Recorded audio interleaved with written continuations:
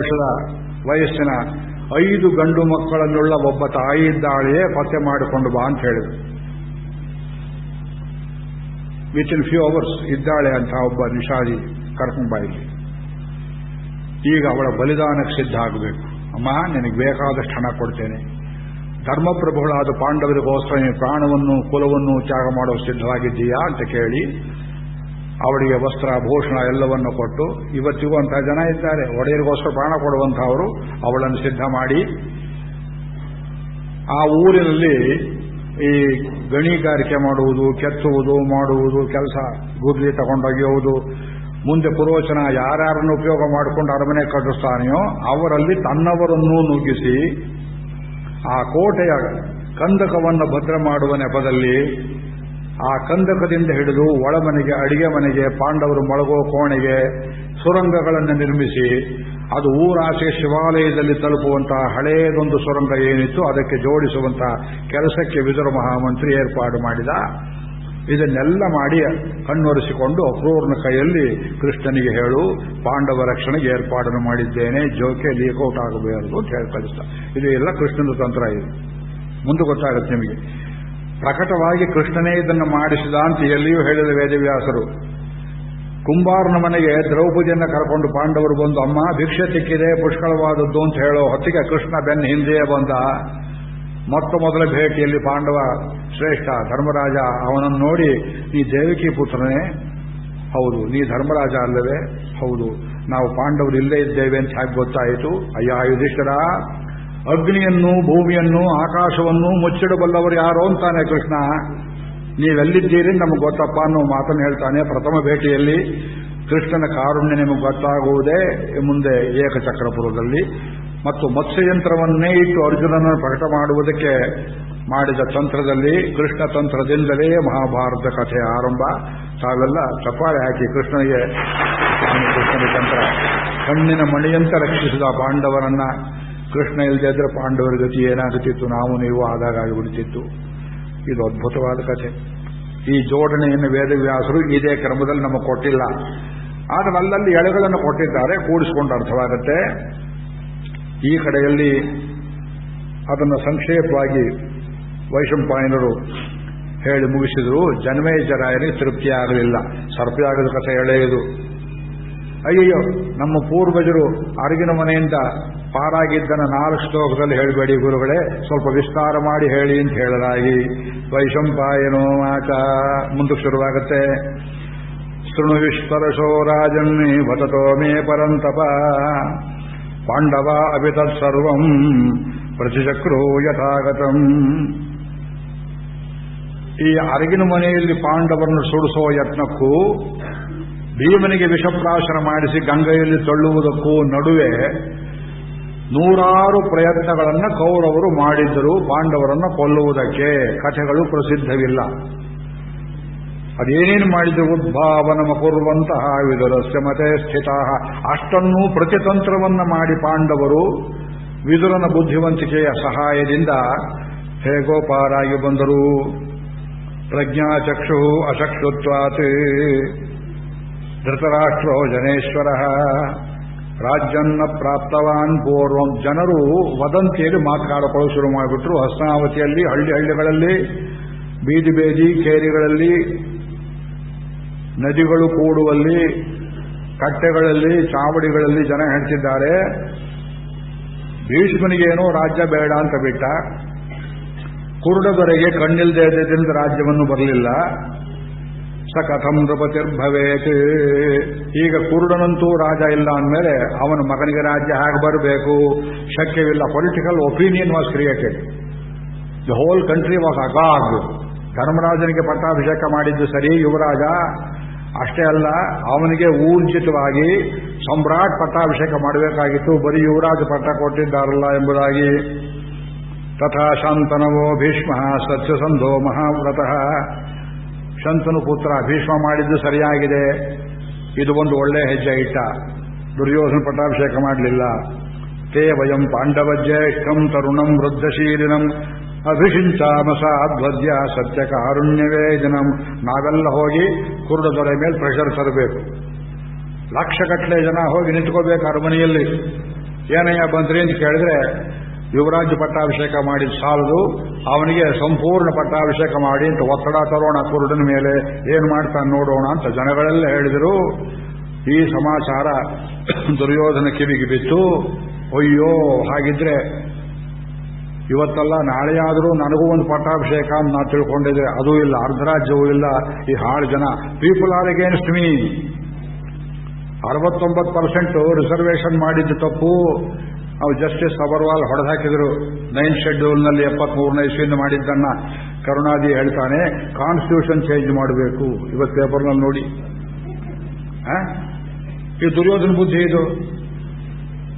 ಇಡೀ ಕಾನ್ಸ್ಟಿಟ್ಯೂಷನ್ ಮಾಡಿದವರು ಮುಟ್ಟಾಡ್ರು, ಅವ್ನು ಪಬ್ಲಿಕ್ ಸ್ಟೇಟ್ಮೆಂಟ್ ಕೊಡ್ಲಿ, ಹ್ಯಾಂಗ್ ಮಾಡ್ತಾರ ಅವನ್ನ? ಯಾಕೆ ಕೇಳ್ತೇವೆ? ದುರ್ಯೋಧನ ಬುದ್ಧಿ ಇವತ್ತು ಬದುಕಿದೆ ಅನ್ನೋ ನಿದರ್ಶನ ಕೊಡ್ತಾ ಇದ್ದೇನೆ. ನಿಮಗೆ ಗೌರವ ಇಲ್ಲ, ಸರ್ಕಾರದ ಮೇಲೆ ಗೌರವ ಇಲ್ಲ, ಪ್ರಜೆಗಳ ಮೇಲೆ ಗೌರವ ಇಲ್ಲ, ಕೋರ್ಟ್ ಕಚೇರಿಗಳ ಮೇಲೆ ಗೌರವ ಇಲ್ಲ, ಸಿಬಿಐ ಗೌರವ ಇಲ್ಲ. ಸಿಕ್ಕಿದವರಿಗೆಲ್ಲ ಟಿವಿ ಕೊಟ್ಟು 2 ರೂಪಾಯಿ ಅಕ್ಕಿ ಕೊಟ್ಟು ಓಟಿಗೆ ಬಂದಿದ್ದೀರಿ. ನಾಟಕ ಇಲ್ಲ, ನಾಚಿಕೆ ಇಲ್ಲದೆ ನಿಮಗೆ? ಸರ್ಕಾರದ ಬೊಕ್ಕಸ ಲೂಟಿ ಮಾಡಿ ಕರುಣಾನ ಜೀವನ ಅಪ್ಪನಾಸ್ತಿಯೇ 2 ರೂಪಾಯಿಗೆ ಅಕ್ಕಿ ಕೊಡುವುದು. ಎಕಾನಮಿ ಹಾಳಾಗ್ತದೆ. ಯೋಚನೆ ಮಾಡಿ. ಎಲೆಕ್ಷನ್ ಕಾಟ ತಪ್ಪಿಸ್ಕೊಳ್ಳೋದಕ್ಕೆ ಮುಂಚೆನೇ ಅನೌನ್ಸ್ ಮಾಡಿಬಿಟ್ರು. ಆ ದುಡ್ಡು ತಮಿಳುನಾಡವರು ಕೊಟ್ಟು ಸಾಯ್ತಾ ಇದ್ದಾರೆ, ನಾವು ನೀವು ಕೊಟ್ಟು ಸಾಯ್ತಾ ಇದ್ದೇವೆ. ಸೆಂಟ್ರಲ್ ಗವರ್ಮೆಂಟ್ ಅನ್ನು ಬೋಳಿಸ್ತಾ ಕೂತಿದ್ದಾರೆ. ಈ ದುರ್ಯೋಧನ ಬುದ್ಧಿ ನಮಗೆ ಯಾತಕ್ಕೆ ಹೊಟ್ಟೆ ಉರಿಯುತ್ತೆ ಅಂದ್ರೆ, it is out of our money that these fellows are enjoying themselves. ಇದು ದುರ್ಯೋಧನ ಮಾಡಿದ ತಂತ್ರವನ್ನ ಹೋಗಿ ಅಪ್ಪನಿಗೆ ಹೇಳಿದ. ಅಯ್ಯೋ ಅಪ್ಪ, ಅದೇ ಸುಮ್ಮನೆ ಕೂತಿದ್ಯಲ್ಲ, ನಿನಗೆ ರಾಜ್ಯ ಬರೋ ಹಾಗಿಲ್ಲ, ನೀನು ನನಗಾರು ಬರ್ಬೇಕಾಗಿರ್ತ. ನೋಡಿ ಜನ ಹೀಗೆ ಮಾಡ್ತಾ ಕೂತಿದ್ದಾರೆ. ಜನಗಳನ್ನೆತ್ತಿ ಕಟ್ಟಿಬಿಟ್ಟಿದ್ದಾನೆ ಧರ್ಮರಾಜ. ಆ ಧರ್ಮರಾಜನಿಗೆ ಪಟ್ಟಾಭಿಷೇಕವಂತೆ ಏನ್ ಮಾಡೋದು? ಯೋ ಸಂಕಟ ಪಡ್ತಿಯಲ್ಲೋ, ನಾನೇನು ಮಾಡಲೋ, ಹೆಲ್ಪ್ಲೆಸ್. ಅತ್ಲಾಗಿ ವಿದರ, ಇತ್ಲಾಗೆ ಭೀಷ್ಮ, 2 ಮುದಿಗೂಬೆಗಳ ನಡುವೆ ನಾನೇನು ಮಾಡಲಿ? ಯಾರ ಮಾತು ಕೇಳಲಿ? ಯಾರ ಮಾತು ಕೇಳ್ತೀಯೋ ಏನೋ. ನನಗೆ ಪಟ್ಟಾಭಿಷೇಕ ಆಗಬೇಕು, ಧರ್ಮರಾಜನನ್ನು ಕೊಲ್ಲಬೇಕು, ಪಾಂಡವರನ್ನ ಏನಾದರೂ ಮಾಡಬೇಕು, ಕುಂತಿಯನ್ನು ಸುಡಬೇಕು, ಇದಕ್ಕೊಂದು ಉಪಾಯವನ್ನು ಮಾಡು. ನಾನೇನು ಮಾಡಲು ಅಂದ. ಏನು ಮಾಡಲ? ಕಣಿಕನನ್ನು ಕರೆಸು ಹೇಳ್ತಾನೆ ಅಂದ. ಎಲ್ಲ ಸಿದ್ಧ ಮಾಡಿದ್ರು ಪ್ಲಾನು. ಕಣಿಕನನ್ನು ಕರೆಸಿದ್ರು. ಅವನು ಹೇಳಿಬಿಟ್ಟ. ಈ ಧೃತರಾಷ್ಟ್ರ ಮನಸ್ಸನ್ನು ಹೊಯ್ದಾಟ ಏನು ಚಿತ್ರ ಕೊಟ್ಟಿದ್ದಾರೆ ಅದನ್ನೆಲ್ಲ ವರ್ಣನೆ ಮಾಡೋದಿಲ್ಲ. ಕಣಿಕ, ಅದೇನೋ ನನ್ನ ಮಗ ಸಂಕಟ ಪಡ್ತಾ ಇದ್ದಾನಲ್ಲೋ, ಅದಕ್ಕೇನಾರು ದಾರಿ ಇದೆಯೇನೋ ಅಂತ ಕೇಳಿದ. ನೋಡಿ ಕುರುಡುದರೆ ಹಲ್ಲು ಕಡಿಯೋಷ್ಟು ಕೋಪ ಬರುತ್ತೆ ಓದಿದ್ರೆ. ಅವನು ಹೇಳ್ದ, ಮಹಾರಾಜರೇ ಇದಾಗಿದೆ, ಅವತ್ತೇ ಹೇಳಿದ್ದೆ, ನನ್ನ ಮೇಲೆ ಕೋಪ ಮಾಡ್ಕೋಬೇಡಿ. ಪಾಂಡವರನ್ನು ಸಜೀವವಾಗಿ ತಾಯಿ ಜೊತೆಯಲ್ಲಿ ಸುಡಿಸುವುದಲ್ಲದೆ ಇದಕ್ಕೆ ಬೇರೆ ಉಪಾಯವಿಲ್ಲ. ಆದ್ದರಿಂದ ವಾರಣಾವತಕ್ಕೆ ವಿಹಾರಕ್ಕೋಸ್ಕರವಾಗಿ ನಿಮ್ಮ ಮಕ್ಕಳು ಅವರ ಮಕ್ಕಳು ಹೋಗಿ ಬರುವಂತೆ ಏರ್ಪಾಡು ಮಾಡೋಣ. ಆ ಏರ್ಪಾಡಿನಲ್ಲಿ ನಿಮ್ಮ ಮಕ್ಕಳಿಗೆ 100ವರೆಗೆ ಪ್ರತ್ಯೇಕ ಶಿಬಿರಗಳನ್ನು ಏರ್ಪಾಡು ಮಾಡ್ತೇನೆ. ಯಾಕೆ ಅವರು ಮಹಾರಾಜರಲ್ಲ, ಹಾಗೆ ನೆಪ ಕೊಡೋಣ. ಪಾಂಡವರಿಗೆ ಅರಮನೆ ಕ್ಯಾಂಪ್ ಮಾಡೋಣ. ಯಾಕೆಂದ್ರೆ ಅವರು ದೊರೆಗಳಾಗಿರೋರು ಎಷ್ಟಾದರೂ. ತಾಯಿ ಬಿಟ್ಟು ಮಕ್ಕಳಿರೋದಿಲ್ಲ, ಮಕ್ಕಳು ಬಿಟ್ಟು ತಾಯಿ ಇರೋದಿಲ್ಲ. ಅಲ್ಲಿ ನಮ್ಮ ಪುರೋಚನನ್ನಾಗಲೇ ನಾನು ಕ್ಯಾಂಪ್ ಹಾಕಿದ್ದೇನೆ. ಒಳ್ಳೆ ಭರ್ಜರಿ ಅರಮನೆ. ಒಂದು ಬೆಂಕಿ ಕಡ್ಡಿ ಎಲ್ಲಾರೊಂದು ಕಡೆ ಜೀವಿಟಿಗೆ ಹಚ್ಚಿದ್ರೆ ಸಾಕು, ಸುಟ್ಟು ಹೋಗಿ ಬಿಡಬೇಕು. ಅದನ್ನು ತಿಳ್ಕೊಂಡು ಧೃತರಾಷ್ಟ್ರ ಕಣಿಕನನ್ನು ಆಲಿಂಗನ ಮಾಡಿದ. ಅಪ್ಪ, ಎಂಥ ಪ್ಲಾನ್ ಮಾಡಿದ್ದೀಯೋ, ಎಂಥ ಪ್ಲಾನ್. ಹಾಕುವುದಿಲ್ಲದೆ ಹೇಗುತ್ತೆ ನಮಗೆ. ಅದಕ್ಕೆ ಅಂದ್ರೆ ದೊರೆಯೇ ಇಂಥ ದುರ್ಬುದ್ಧಿ. ತಮ್ಮನ ಮಕ್ಕಳ ಬಗ್ಗೆ ಕಿಂಚಿತ್ತೂ ಕರುಣೆ ಇಲ್ಲ. ಆಮೇಲೆ ವಿದುರನನ್ನು ಕರೆಸಿ ನಾಟಕ ಮಾಡ್ತಾನೆ. ಭೀಷ್ಮನಿಗೆ ಹೋಗಿ ಭೇಟಿಯಾಗ್ತಾನೆ. ನೀನ್ ಯಾಕೆ ಬಂದಿಯೋ ಧೃತರಾಷ್ಟ್ರ, ನೀ ದೊರೆಯಪ್ಪ, ನೀ ಕರೆಸಿದ್ರೆ ನಾನೇ ಬರ್ತಿದ್ನಲ್ಲ ಅಂದ್ರೆ, ಇಲ್ಲ ತಾತ ಒಂದು ಮಾತನ್ನು ಹೇಳಬೇಕು, ಮಕ್ಕಳಿಗೆಲ್ಲ ಬೇಜಾರಾಗಿದೆಯಂತೆ. ಒಂದೇ ಊರಲ್ಲಿದ್ದು ಸ್ವಲ್ಪ ವಿಹಾರಕ್ಕೆ ಹೋಗಿ ಬರ್ತಾರೆ. ವಿಹಾರ ಅಂದ ಕೂಡಲೇ ಹಲ್ಲು ಕಡಿದ ಭೀಷ್ಮ. ಅವತ್ತು ಭೀಮನನ್ನು ತಳ್ಳಿದ್ರಲ್ಲ ನದಿಯಲ್ಲಿ, ಹಾಗೆ ಮಾಡೋದು ಕಲ್ವೇ ನಿಮ್ಮ ಪ್ಲಾನ್ ಒಂದ. ಅಯ್ಯಯ್ಯೋ ಹಾಗಲ್ಲ, ಅಲ್ಲ, ಈ ಸಲ ತುಂಬಾ ಎಚ್ಚರಿಕೆಯಿಂದಿರ್ತೇವೆ. ಶಕುನಿನೂ ಕಳಿಸ್ತೇನೆ ಜೊತೆಯಲ್ಲಿ. As if Shakuni is taking care of them. ಎಲ್ಲಿಗೆ ಹೋಗ್ಬೇಕಂತ ಮಾಡಿದ್ದೀರಿ? ವಾರಣಾವತ. ಅಯ್ಯೋ, ಅದು ಬಹಳ ಅರಮನೆ, ಯಾರು ಕೇಳೋದಿಲ್ಲ. ಹಾವು ಹಲ್ಲಿ ಚೇಳು ಎಲ್ಲ ದುರಸ್ತಿ ಮಾಡಿಸಿದ್ದೇನೆ. ಬಿಲ್ಡಿಂಗ್ ಈಗಾಗಲೇ ಹೋಗಿದ್ದ ನಮ್ಮವರು. ಹಾಗಿದ್ರು ಶಿವಕ್ಷೇತ್ರ. ಅಲ್ಲೊಂದು 4 ದಿವಸ 8 ದಿವಸ ಇದ್ದು ಅಲ್ಲಿಂದ ಮುಂದಕ್ಕೆ ಕಾಶಿ ವಿಶ್ವನಾಥನ ದರ್ಶನ ಮಾಡಿಕೊಂಡು ಅಲ್ಲಿಂದ ಪ್ರಯಾಗ ಕ್ಷೇತ್ರದಲ್ಲಿ ತೀರ್ಥ ಸ್ನಾನ ಮಾಡಿಕೊಂಡು ಕೌರವರು ಪಾಂಡವರು ಅಲ್ಲಿ ಏನೇನು ಬೇಕೋ ಬೇಟೆ ಗೀಟೆ ಆಡಿಕೊಂಡು ಆಟ ಗೀಟೆ ಆಡ್ಕೊಂಡು ಬರಲಿ. ನಿಮ್ಮ ಅಪ್ಪಣೆ ಬೇಕು. ಸರಿ ಹೋಗು, ಹೋದ್ಸಲ ಆದಾಗ ಆಗಬಾರದು ಅಂತ ಅರಮನಸ್ಸಿನಿಂದ ಭೀಷ್ಮ ಒಪ್ಪಿಗೆ ಕೊಟ್ಟ. ಅಷ್ಟೇ ಬೇಕಾಗಿತ್ತು ಅವರಿಗೆ. ವಿ ವಿ ಗಿರಿಯವರು ಮುದ್ರೆ ಹಾಕಿದ ಹಾಗೆ. ಈ ಅರಮನೆ ಹಾಕಿ ಕಟ್ಟಿದ್ದಾರೆ, ವರ್ಣಿಸ್ತಾರೆ. ಚತುಶ್ಶಾಲಂ, 4 ತೊಟ್ಟಿ ಮನೆ ಅದು, 12-4-48 ಕಂಬ. ಪಾಂಡವರಿಗೆ ಪುಷ್ಕಳವಾಗಿ ಪ್ರತ್ಯೇಕವಾದ ಕೊಠಡಿಗಳು, ಕುಂತಿಗೆ ಮತ್ತು ಅಡುಗೆ ಮನೆಯಂತೂ ಅವು ಏನು ಸಲಕರಣೆ, ಮೊದಲು ಬೇಕಾದ ತುಪ್ಪದ ಟಿನ್ನುಗಳಿಟ್ಟಿದ್ದಾರೆ ಅಲ್ಲಿ. ಪಾಂಡವರು ಚೆನ್ನಾಗಿ ತಿನ್ನಲಿ ಅಂತ ಒಂದು ನೋಡುವುದಕ್ಕೆ, ಆದರೆ ಉರಿಯೋದಕ್ಕೆ ಬೇಕಾದ್ದು, ದೀಪಗಳಿಗೆ ಬೇಕಾದ ಎಣ್ಣೆಗಳೆಲ್ಲ ಸೇರಿಸಿದ್ದಾರೆ. ಪ್ರತಿಯೊಂದು ಕೊಠಡಿಯಲ್ಲಿ ಉರಿಯುವ ದೀಪಗಳಿಗೆ ಸಾಕಾವುದಕ್ಕಿಂತ ಹೆಚ್ಚಿನ ಎಣ್ಣೆ ಸ್ಟಾಕು, ತುಪ್ಪ ಸ್ಟಾಕು, ಅಡಗು, ಮಾಂಸ, ಅವು ಇವು ಏನೇನು ಬೇಕು ಎಲ್ಲ ಸ್ಟೋರ್ ಮಾಡಿದ್ದಾರೆ. ಇಂಥದೊಂದು ಅರಮನೆ ಅಲ್ಲಿ ಸಿದ್ಧವಾಗಿದೆ. ಪುರೋಚನ ಅಲ್ಲೇ camp ಹೂಡಿದ್ದಾನೆ.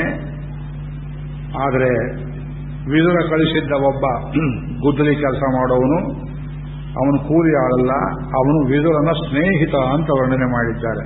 Vidura would not trust servants, he would trust only friends. ಪ್ರಾಣ ಕೊಡುವ ಸ್ನೇಹಿತನೊಬ್ಬನನ್ನ, ಶೂದ್ರನನ್ನ, ಅಯ್ಯ ಅಲ್ಲಿ ಹೋಗು, ಆ ಪುರೋಚನ ಗುಂಪಲ್ಲಿ ಸೇರ್ಪುಣ್ಯ ಮಾಡು ಅಂತ ಹೇಳಲಾಗಿ, ಪುರೋಚನನಿಗೆ ಐಬು ಗೊತ್ತಾಗದೇ ಇರುವಂತೆ ಈ ಕಂದಕವನ್ನು ವಿಸ್ತಾರ ಮಾಡಿ ಆಳ ಮಾಡಿ ನೀರು ತುಂಬಿ ಪಾಂಡವರಿಗೆ ರಕ್ಷಣೆ ಕೊಡುವ ನೆಪದಲ್ಲಿ ಅವನು ಅಲ್ಲಿಂದ ಒಳಕ್ಕೂ ಸುರಂಗವನ್ನು ಕೊರೆದು ಈ ಬೆಂಕಿ ಹಚ್ಚೋ ಕೆಲಸ ಎಲ್ಲಿಂದ ಶುರುವಾಗುತ್ತೋ ಗೊತ್ತಿಲ್ಲವಲ್ಲ ಅಂತ ತಿಳ್ಕೊಂಡು ಪಾಂಡವರು ನಿರ್ಗಮಿಸುವುದಕ್ಕೆ ಎಲ್ಲ ಕೊಠಡಿಗಳಲ್ಲಿ ತೂತನ್ನ ತೆಗೆದ. ಫಾಲ್ಗುಣ ಮಾಸ, ಬಿಸಿಲು ಕಾಲ, ಅಷ್ಟಮಿ ತಿಥಿ, ರೋಹಿಣಿ ನಕ್ಷತ್ರದಲ್ಲಿ ಪಾಂಡವರು ವಾರಣಾವತಕ್ಕೆ ಹೊರಟರು. ಕೊಟ್ಟಿದ್ದಾರೆ ನೋಡಿ, ಡೇಟ್ ಕೊಟ್ಟಿದ್ದಾರೆ ವೇದವ್ಯಾಸರು.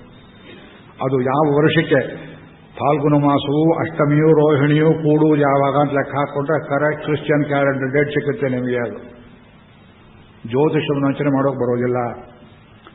ಅಂಥದ್ದೊಂದು ದಿವಸ ಉಂಟಾಯಿತು.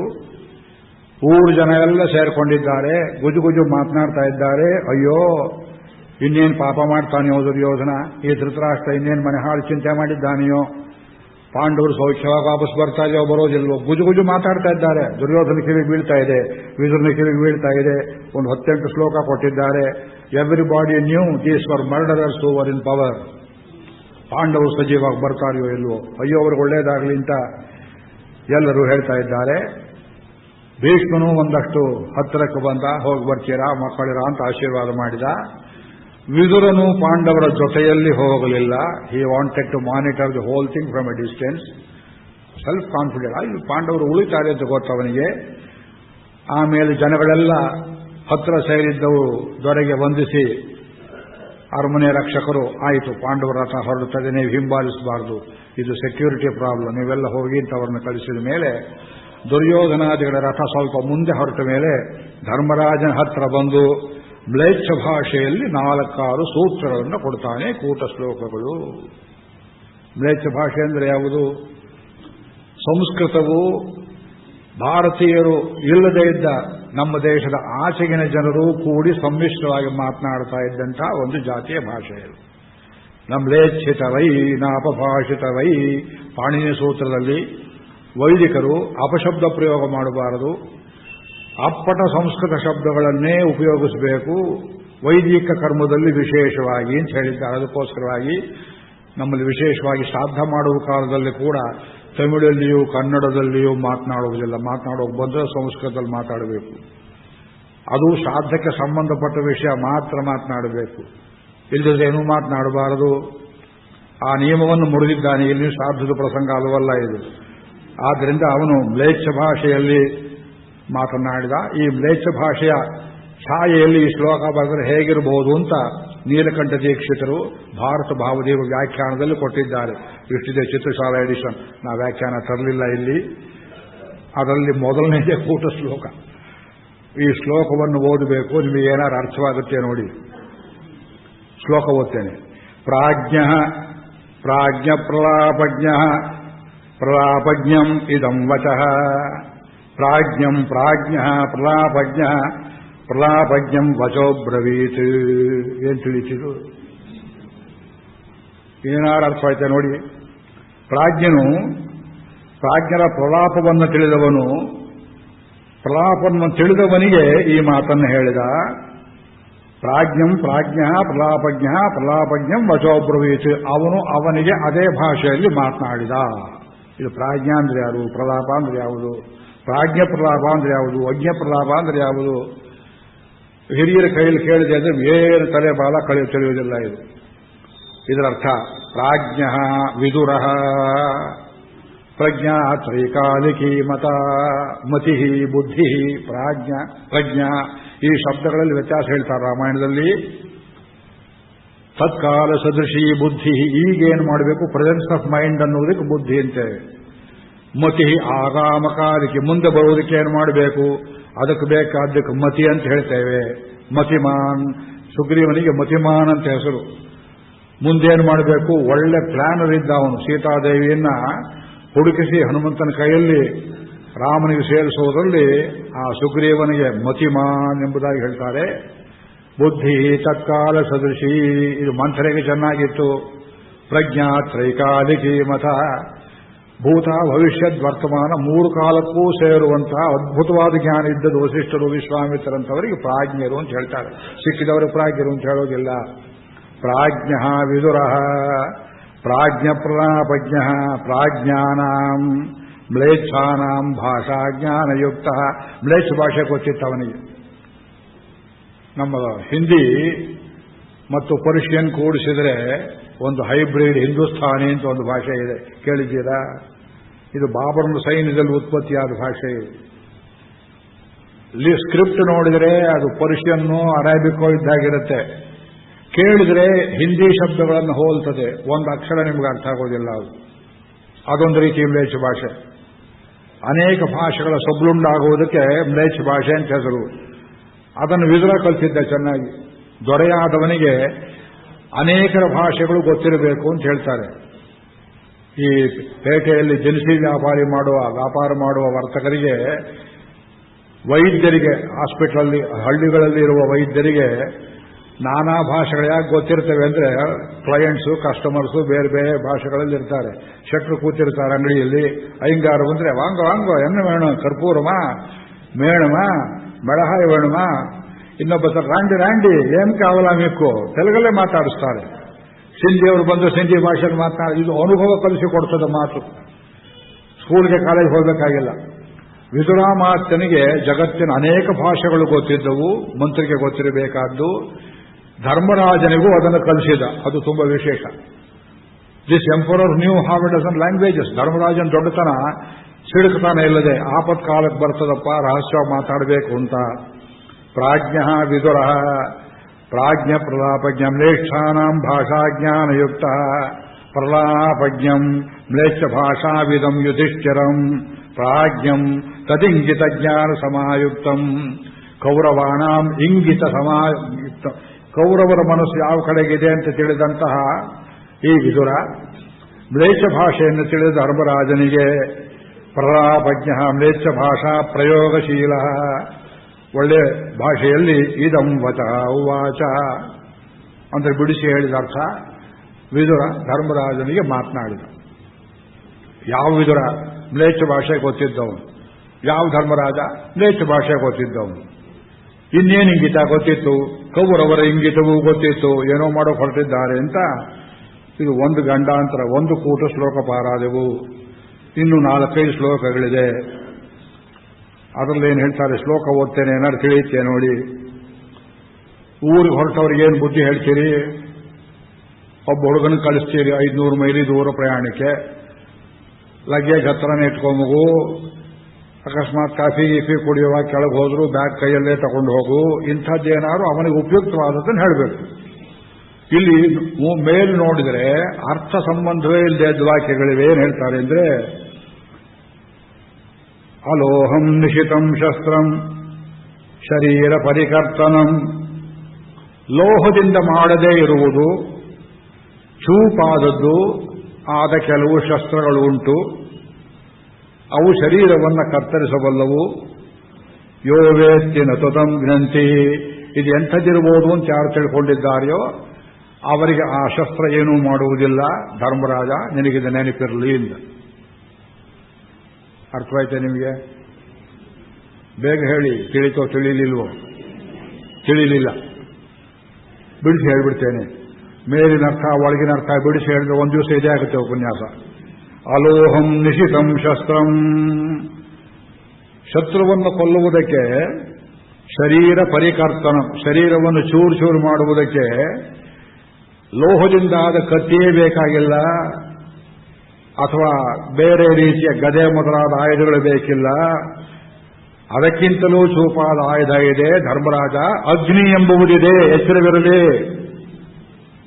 ನೋಡಿ, ಅಗ್ನಿ ಶಬ್ದ ಹಾಕಿಲ್ಲ ಅವನು.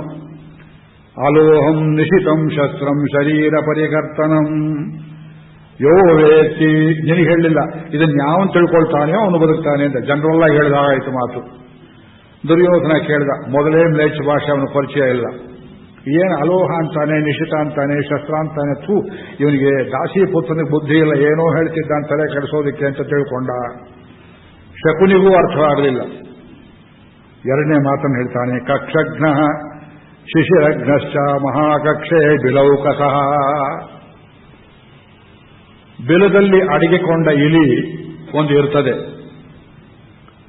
ಮೇಲ್ಗಡೆ ಬಿಲದ ಮೇಲೆ ಹುಲ್ಲಿಗೆ ಬೆಂಕಿ ಬಿದ್ದರು. ಆ ಬೆಂಕಿಯಿಂದ ತಪ್ಪಿಸಿಕೊಳ್ಳುವುದನ್ನ ಇಲಿ ಕಲ್ತಿರ್ತದೆ. ಬೆಂಕಿ ಆರೋ ತನಕ ಹೊರಗೆ ಬರುವುದಿಲ್ಲ, ಅಥವಾ ಸುರಂಗವನ್ನು ಕೊರೆದುಕೊಂಡು ಬೇರೆ ಕಡೆ ಹೋಗಿಬಿಡುತ್ತದೆ. ಅರ್ಥವಾಯ್ತೆ ನೋಡಿ ನಿಮಗೆ. ನೀವು ಇಲಿಯಂತೆ ವರ್ತಿಸಬೇಕಾಗಿತ್ತೆ ಹುಡುಗರ, ಎಚ್ಚರವಿರಲಿ. ಕಕ್ಷಘ್ನ, ಕಕ್ಷ ಅಂದ್ರೆ ಹುಲ್ಲು, ಕಕ್ಷವನ್ನು ಕೊಲ್ಲುವುದು ಬೆಂಕಿ. ಶಿಶಿರಘ್ನಶ್ಚ, ಶಿಶಿರ ಅಂದ್ರೆ ಹಿಮ, ಹಿಮ ಬೀಳ್ತದೆ. ಹಿಮವನ್ನು ಸುಡುವುದು ಯಾವುದು? ಸೂರ್ಯನ ಬೆಳಕು. ಸೂರ್ಯ ಬಂದ್ರೆ ಮಂಜು ಹೋಗ್ತದೆ. ಅಂದರೆ ಕತ್ತಲೆಯಲ್ಲಿ ಬೆಂಕಿ ಇರಬಹುದು, ನೀವು ಸುರಂಗದಿಂದ ಹೊರಗೆ ಬಂದು ಸೂರ್ಯ ದಾರಿ ತೋರಿಸ್ತಾನೆ ಮಕ್ಕಳಿರ. ಚಳಿ ಇರ್ತದೆ, ಕತ್ತಲೆ ಇರ್ತದೆ, ಬೆಳಕಿರ್ತದೆ, ಹೆದರಬೇಡಿಪ್ಪ. ಇಲಿಯಂತೆ ಆಡಿಕೊಳ್ಳಬೇಕಾದ ಕಾಲ ಬರ್ತದೆ, ಎಚ್ಚರವಿರಲಿ. ಮೂರನೇದು, ನ ದಹೇದಿತಿ ಚಾತ್ಮಾನಂ ಯೋ ರಕ್ಷತಿ ಸಜೀವತಿ. ಅಗ್ನಿ ನಮ್ಮನ್ನು ಸುಡ್ಲಿಕ್ಕಿಲ್ಲ ಅಂತ ಯಾವನು ಪೂರ್ವದಲ್ಲಿ ಎಚ್ಚರಿಕೆಯನ್ನು ವಹಿಸ್ತಾನೆಯೋ ಅಗ್ನಿ ವಿರುದ್ಧವಾಗಿ ಬೆಲದಲ್ಲಿ ಅಡಿಕೆಕೊಂಡು ಅವನು ಬದುಕುತ್ತಾನೆ, ಉಳಿದವರಲ್ಲ. ಆಮೇಲೆ ಮುಂದಿನ ವಾಕ್ಯ ಕೇಳಿ, ಇದು ಸಾರ್ವಜನಿಕವಾದ ಸೂತ್ರ ಇದ್ದಾಗಿದೆ. ನಾಚಕ್ಷುರ್ವೇತ್ತಿ ಪಂಥಾನಂ. ಕಣ್ಣಿಲ್ದೇ ಇದ್ದವನಿಗೆ ದಾರಿ ಗೊತ್ತಾಗೋದಿಲ್ಲ. ನಾಚಕ್ಷುರ್ವಿಂದತೆ ದಿಶಃ. ಕಣ್ಣಿಲ್ದೇ ಇದ್ದವನಿಗೆ ದಿಕ್ಕೇ ಗೊತ್ತಾಗೋದಿಲ್ಲ. ನಾಧೃತಿ ಬುದ್ಧಿಮಾಪ್ನೋತಿ. ಧೈರ್ಯ ಕೆಟ್ಟವನಿಗೆ ಬುದ್ಧಿಯು ಹಾಳಾಗಿ ಹೋಗುತ್ತೆ. ಬುದ್ಧಸ್ವಯೇನಂ ಪ್ರಬೋಧಿತ. ಇದು ನಿನಗೆ ಎಚ್ಚರವಿರಲಿ ಇಂದ. ನಮಗೇನು ತಿಳಿಯಲೇ ಇಲ್ವಲ್ಲ ಇದು. ಮುಂಚೆ ಕೂಟ ಶ್ಲೋಕ ಹಾಗೆ ತಿಳಿಬೇಕು. ನಾ ಚಕ್ಷುರ್ವೇತ್ಯ ಪಂಥಾನಂ. ಚಿಕ್ಕಪ್ಪ, ನಮ್ಮನ್ನ ಎಲಿಯಂತೆ ಅರ್ಗಿನ ಮನೆಯಲ್ಲಿ ಸುಡ್ತಾರೇನು? ಹಾಗಿದ್ರೆ ದಾರಿ ಯಾವುದು ಅಂದ್ರೆ ಮುಟ್ಟಾಳ. ಇಲ್ಲಿ ನಾ ಹೇಳೋದಲ್ಲ, ನೀ ಕಣ್ಣಿಂದ ಕಂಡುಕೋಬೇಕಲ್ಲಿ. ಕಣ್ಣಿದ್ರೆ ದಾರಿ ಕಾಣಿಸ್ತದೆ. ಅಲ್ಲಿ ಏನೇನು ಏರ್ಪಾಡು ಮಾಡಿದ್ದೇನೆ ಇಲ್ಲಿ ನಾ ಹೇಳುವುದಲ್ಲ, ನಿನಗೆ ಅಲ್ಲೇ ಗೊತ್ತಾಗುತ್ತೆ. ಅಂದ್ರೆ ನಿದ್ದೆ ಮಾಡಬೇಡ ಅಂತ. ರಾತ್ರಿ ನಿದ್ದೆ ಮಾಡಬೇಡ, ಅರಗಿನ ಮನೆಯಲ್ಲಿ ಆದಷ್ಟು ಅವಾಯ್ಡ್ ಮಾಡು. ಕಂಡಿದ್ರೆ ದಾರಿ ಕಾಣಿಸುತ್ತೆ. ಕಿವಿ ಇದ್ದರೆ ದೂರವೂ ಗೊತ್ತಾಗುತ್ತೆ, ದಿಕ್ಕು ಗೊತ್ತಾಗುತ್ತೆ. ಧೈರ್ಯ ಇದ್ದರೆ ಬುದ್ಧಿ ಬರ್ತದೆ. Don't become sentimental. ನಿಮ್ಮ ಬದಲಾಗಿ ಅಲ್ಲಿ ಬೇರೆ 5 ಜನರ ನಿಷಾದರ ಒಂದು ತಾಯಿಯ ಪ್ರತಿನಿಧಿಗಳನ್ನು ಅಲ್ಲಿ ಸುಡುವುದಕ್ಕೆ ಏರ್ಪಾಡು ಮಾಡಿದ್ದೇನೆ. ಅದರ ಬಗೆಗೆ ಸೆಂಟಿಮೆಂಟಲ್ ಆಗಬೇಡ. ಅವಳು ಹೋಗ್ತಾಳೆ, ಪ್ರಾಣವನ್ನು ಕೊಡ್ತಾಳೆ ನಿನಗೋಸ್ಕರ. ಅಯ್ಯೋ ನನಗೋಸ್ಕರ ಪ್ರಾಣ ಕೊಟ್ಟಲಲ್ಲ ಅಂತ ಧೈರ್ಯ ಕಳ್ಕೊಂಡ್ರೆ ಬುದ್ಧಿಯು ಹಾಳಾಗ್ತದೆ ನಿನಗೆ. ಆ ಹೊತ್ತಲ್ಲಿ ಹತ್ತು ಕರೆದು ಅವಾಂತರವನ್ನು ಮಾಡಬೇಡ ನೀನು. ನಾಧೃತಿರ್ ಬುದ್ಧಿಮಾಪ್ನೋತಿ ಬುದ್ಧಸ್ವೈನಂ ಪ್ರಬೋಧಿತ. ಇನ್ನೊಂದೆಚ್ಚರಿಕೆ, ಅನಾಪ್ತೈ ದತ್ತಮಾದತ್ತೇ ನರಃ ಶಸ್ತ್ರಂ ಅಲೋಹಜಂ. ಆಪ್ತರಲ್ಲದೆ ಇದ್ದವರು ಏನು ಕೊಟ್ಟರೂ ಸ್ವೀಕಾರ ಮಾಡಬೇಡ. ಲೋಹದಿಂದ ಆಗದೇ ಇರುವ ಶಸ್ತ್ರವನ್ನೂ ಕೊಟ್ಟಾರು. ನಿನ್ನ ಕೈಯಲ್ಲೇ ಕೊಳ್ಳಿ ಕೊಟ್ಟು ಬೆಂಕಿ ಇಡಿಸುವ ಪರಿಸ್ಥಿತಿ ಬರಬಹುದು. ಅವರೇ ಮಾಡಿಕೊಂಡು ನಿಂತಲ ಮೇಲೆ ಹಾಕಬಹುದು. ಎಚ್ಚರಿಕೆಯಿಂದಿರು. ಚರನ್ ಮಾರ್ಗಾನ್ ವಿಜಾನಾತಿ ನಕ್ಷತ್ರೈರ್ವಿಂದತೆ ದಿಶಃ. ನಡೀತಾ ಇದೆ, ದಾರಿ ಗೊತ್ತಾಗುತ್ತೆ. ನಕ್ಷತ್ರಗಳೇ ಬೆಳಕನ್ನು ತೋರಿಸ್ತವೆ. ಅಂದ್ರೆ ಗುಹೆಯಿಂದ ಪಾರಾಗ್ತೀರಿ. ಹೊರಗೆ ಬಂದ್ರೆ ರಾತ್ರಿಯಲ್ಲಿ ನಕ್ಷತ್ರ ಕಾಣಿಸ್ತದೆ. ಅದನ್ನು ನೋಡಿಕೊಂಡು ಗಂಗೆ ಉತ್ತರ ತೀರ ಯಾವುದು, ದಕ್ಷಿಣ ತೀರ ಯಾವುದು ಅಂತ ಅಲ್ಲೆಲ್ಲ ಏರ್ಪಾಡು ಮಾಡಿರ್ತೇನೆ. ನಾವಿಕರಿರ್ತಾರೆ. ಇಲ್ಲಿ ಹೇಳೋದಲ್ಲ, ಎಚ್ಚರಿಕೆ ಇರಲಿ. ಆತ್ಮನಾಚ ಆತ್ಮನಃ ಪಂಚ ಪೀಡೆಯನ್ನಾನುಪೀಡ್ಯತೆ. ವೇದಾಂತಾರ್ಥ. ಆತ್ಮಕ್ಕೆ 5 ಇಂದ್ರಿಯಗಳುಂಟು, 5 ಪ್ರಾಣಗಳುಂಟು. ಆ ಇಂದ್ರಿಯಗಳು ಪ್ರಾಣಗಳು ಎಚ್ಚರವಾಗಿದ್ರೆ ಆತ್ಮ ಹೇಗೆ ಬದುಕ್ತದೆಯೋ ಹಾಗೆ ನಿಮ್ಮಲ್ಲಿ ಒಬ್ಬ ಎಚ್ಚರವಿದ್ರೆ ಉಳಿದ 5 ಬದುಕಬಲ್ಲಿರಿ. ಆ ಭೀಮನನ್ನು ಮುಂದಿಟ್ಟುಕೊಂಡು ನೀವು ಸರ್ವರಕ್ಷಣೆಯನ್ನು ಮಾಡಿಕೊಳ್ಳಬೇಕು. ಎಷ್ಟು ಸೂಕ್ಷ್ಮ ಕೊಟ್ಟಿದ್ದಾನೆ. ಹೀಗೆಲ್ಲ ಹೇಳಿ ಕಣ್ಣು ಅರಳಿಸಿದ ಆವಿದರ ಹತ್ರ ತಬ್ಬಿಕೊಂಡ ಯುಧಿಷ್ಠಿರನನ್ನ, ಮುಖದಲ್ಲಿ ಮುಖವಿಟ್ಟು ನೋಡಿದ. ತಿಳಿಯಿತೇ ಮಗು ಅಂದ. ಧರ್ಮರಾಜ ಫಾರ್ ಒನ್ಸ್ ಹೇಳಿದ, ಜ್ಞಾತಮಿತ್ಯೇವ, ತಿಳಿಯಿತು ಅಂದ. ಪೆದ್ದ. ಅವತ್ತೊಂದು ದಿವಸ ತಿಳಿಯಿತವನಿಗೆ. ಯುದ್ಧದಲ್ಲಿ ಉದ್ದಕ್ಕೂ ತಿಳಿಯಲಿಲ್ಲ. ಅವತ್ತು ಬುದ್ಧಿ ಚುರುಕಾಗಿತ್ತು. ಚಿಕ್ಕಪ್ಪ ತಿಳಿಯಿತು ಅಂದ. ಅವನಿಗೆ ಸ್ವಲ್ಪ ಭಯವಾಯಿತು. ಅಯ್ಯೋ, ಇಷ್ಟು ಘೋರ ಸಂಚನ ಮಾಡಿದ್ದಾರೆಯೇ. ಆಮೇಲೆ ಇನ್ನೊಂದು ಮಾತನ್ನು ಹೇಳ್ತಾರೆ, ಶ್ವಾವಿತಿ ಶರಣಮಾಸಾಧ್ಯ ಪ್ರಮುಚ್ಚೇತ ಹುತಾಶನಾಥೇ. ನರಿಯಂತೆ ಬೆಲದಲ್ಲಿ ಅಡಗಿಕೊಂಡು ನೀವು ಹೊರಗೆ ಬರಬೇಕೋ ಎಂಬುದಾಗಿ ಶ್ವಾವಿತ್ ಶಬ್ದವನ್ನು ಹಾಕಿದ. ಶ್ವಾವಿತ್ ಅಂದ್ರೆ ನರಿ. ನರಿಗಳು ಮುಸುಡಿಯಿಂದ ಹಳ್ಳವನ್ನು ತೋಡಿ ಅಡಗಿಕೊಳ್ಳುವುದುಂಟು. ಫಾಕ್ಸ್ ಹೋಲ್ಸ್ ಅಂತ ಹೇಳ್ತಾರೆ. ಪಶ್ಚಿಮದಲ್ಲುಂಟು, ಪೂರ್ವದಲ್ಲಿ ಉಂಟು. ಅದಕ್ಕೆ ನೀವು ಬೇಸರ ಪಟ್ಟುಕೊಳ್ಳಬೇಡ ಅನ್ನೋ ಬುದ್ಧಿಯನ್ನು ಹೇಳಿದ. ಹೋಗಿ ಬಾ ಅಂತ ಆಶೀರ್ವಾದ ಮಾಡಿದ. ವಿದುರನ ಕಣ್ಣಲ್ಲಿ ನೀರುಂಟಾಯಿತು. 2 ಹೆಜ್ಜೆ ಇಟ್ಟರು ಧರ್ಮರಾಜಾದಿಗಳು ಪ್ರತ್ಯೇಕ ರಥದಲ್ಲಿ. ಕುಂತಿ ಹಿಂದಿನ ರಥದಲ್ಲಿ ಬರ್ತಾ ಇದ್ದಾಳೆ. ಕುಂತಿ ಸ್ವಲ್ಪ ನಿಲ್ಲು ಅಂತ ಹೇಳಿ ಧರ್ಮರಾಜನಿಗೆ ಹತ್ರ ಕರೆದು ತಾನು ಹತ್ರ ಹೋಗಿ, ಅದೇನು ಹೇಳಿದ ನಿಮ್ಮ ಚಿಕ್ಕಪ್ಪ, ನಂಗೆ ತಿಳಿಲಿಲ್ವಲ್ಲ ಅಂತ ಕೇಳಿದ್ರು. How touching. ಅಲ್ಲಿ ಹೆತ್ತ ಹೊಟ್ಟೆಯಪ್ಪ ಅದು ತಾಯಿ. ಮಕ್ಕಳಿಗೆ ಎಷ್ಟು ಪ್ರಾಣ ಕೊಡ್ತಾಳೆ. ಅದಕ್ಕೆ ಅವನು ಹೇಳಿದ, ಅದೇನೋ ನಕ್ಷತ್ರ ಅಂದ, ಇಲಿಯಿಂದ, ಮುಂಗುಸಿಯಿಂದ, ರಸ್ತೆಯಿಂದ, ಗುಹೆಯಿಂದ, ಬಿಲ ಅಂದ. ಯೋಚನೆ ಮಾಡ್ತೇನಮ್ಮ, ಈ ದಾರಿಯಲ್ಲಿ ಹೇಳೋದಕ್ಕೆ ವೇಳೆಲ್ಲ ಸ್ವಲ್ಪ ಚಿಂತನೆ ಮಾಡ್ತೇನೆ. ಅತನೇ ಹೂ ಅಂದಿಯಲ್ಲ. ಅವನು ಹೇಳಿದ್ರೇನೋ ಒಂದು ಅಷ್ಟು ಅರ್ಥವಾದಾಗ ಆಯಿತು. ಆಮೇಲೆ ಹೇಳ್ತೀನಿ ಅಂತ ತೇಲಿಸಿಬಿಟ್ಟ ಧರ್ಮರಾಜ. ರಾಜಗುಹ್ಯವನ್ನು ಬಿಟ್ಟುಕೊಡಲಿಲ್ಲ. ಇವರು ಮುಂದಕ್ಕೆ ಹೊರಟರು. ಮುಂದಿನ ಕಥೆ ಸ್ವಲ್ಪ ಓಡಿಸ್ತೇನೆ, ಸಾಕಲ್ಲ ಈಗ. ಈ ಶ್ಲೋಕ ನಿಮ್ಗೆ ಸುಮಾರು ಅರ್ಥವಾಯ್ತಲ್ಲ. The central part of this story, the intrigue, is contained in these verses. ವಾರಣಾವತಕ್ಕೆ ಅವರು ಸೇರಿದರು. ಅಲ್ಲಿ ಸೇರೋ ಹೊತ್ತಿಗೆ ಸುಮಾರು 3-4 ದಿವಸವಾಯಿತು. ಅದು 3-4 ದಿವಸ ಮಾತ್ರವಲ್ಲ, ಅಲ್ಲಿ 10 ದಿವಸ ವಾಸ ಮಾಡ್ತಾರೆ ವಾರಣಾವತದಲ್ಲಿ. ಈ ಫಾಲ್ಗುಣ ಮಾಸ ಕೃಷ್ಣ ಪಕ್ಷ ಚತುರ್ದಶಿ ಅರ್ಧರಾತ್ರಿಗೆ ಪಾಂಡವರನ್ನು ಸುಡಬೇಕು ಅಂತ ಟೈಮ್ ಸಿಗ್ನಲ್ ಕೊಟ್ಟಿರ್ತಾರೆ ದುರ್ಯೋಧನ. ಫಾಲ್ಗುಣ ಕೃಷ್ಣ ಚತುರ್ದಶಿ ಪಾಂಡವರನ್ನು ಸುಡಿಸುವುದಕ್ಕಿಟ್ಟು ಮುಹೂರ್ತ. ಅದು ಸಫಲವಾಗಲಿಲ್ಲ.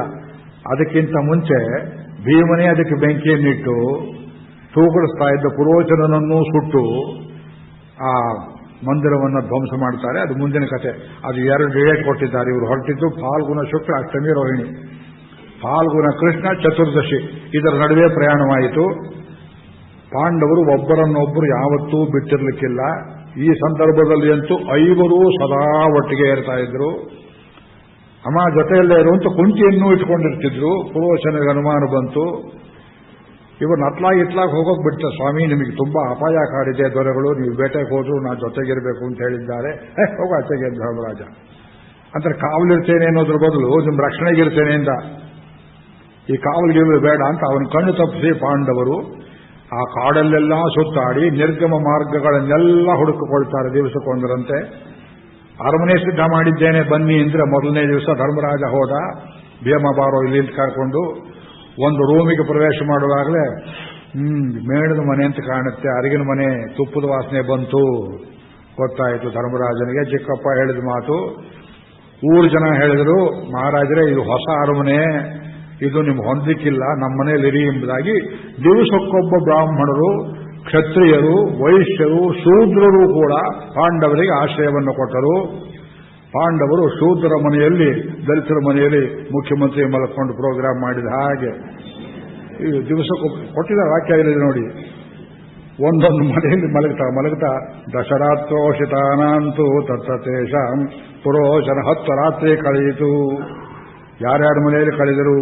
ಬ್ರಾಹ್ಮಣಾನಾಂ ಮಹೀಪಾಲ, ರಥಾನಾಂ ಸ್ವೇಷು ಕರ್ಮಸು, ನಗರಾಧಿಕೃತಾನಾಂಚ ಗೃಹಾಣಿ ರಥಿನಾಂ ತದಾ ಉಪತಸ್ತು ನರಶ್ರೇಷ್ಠ ವೈಶ್ಯಶೂದ್ರಗ್ರಹಾಣ್ಯಪಿ ಅಂತ ಊರು ಜನ ಸೂಚನೆ ಕೊಟ್ಟರು. ಇಲ್ಲಿ ಬೇಡ, ನಮ್ಮ ಮನೆಯಲ್ಲಿ ಮೋಡ್ ಸೇಫ್.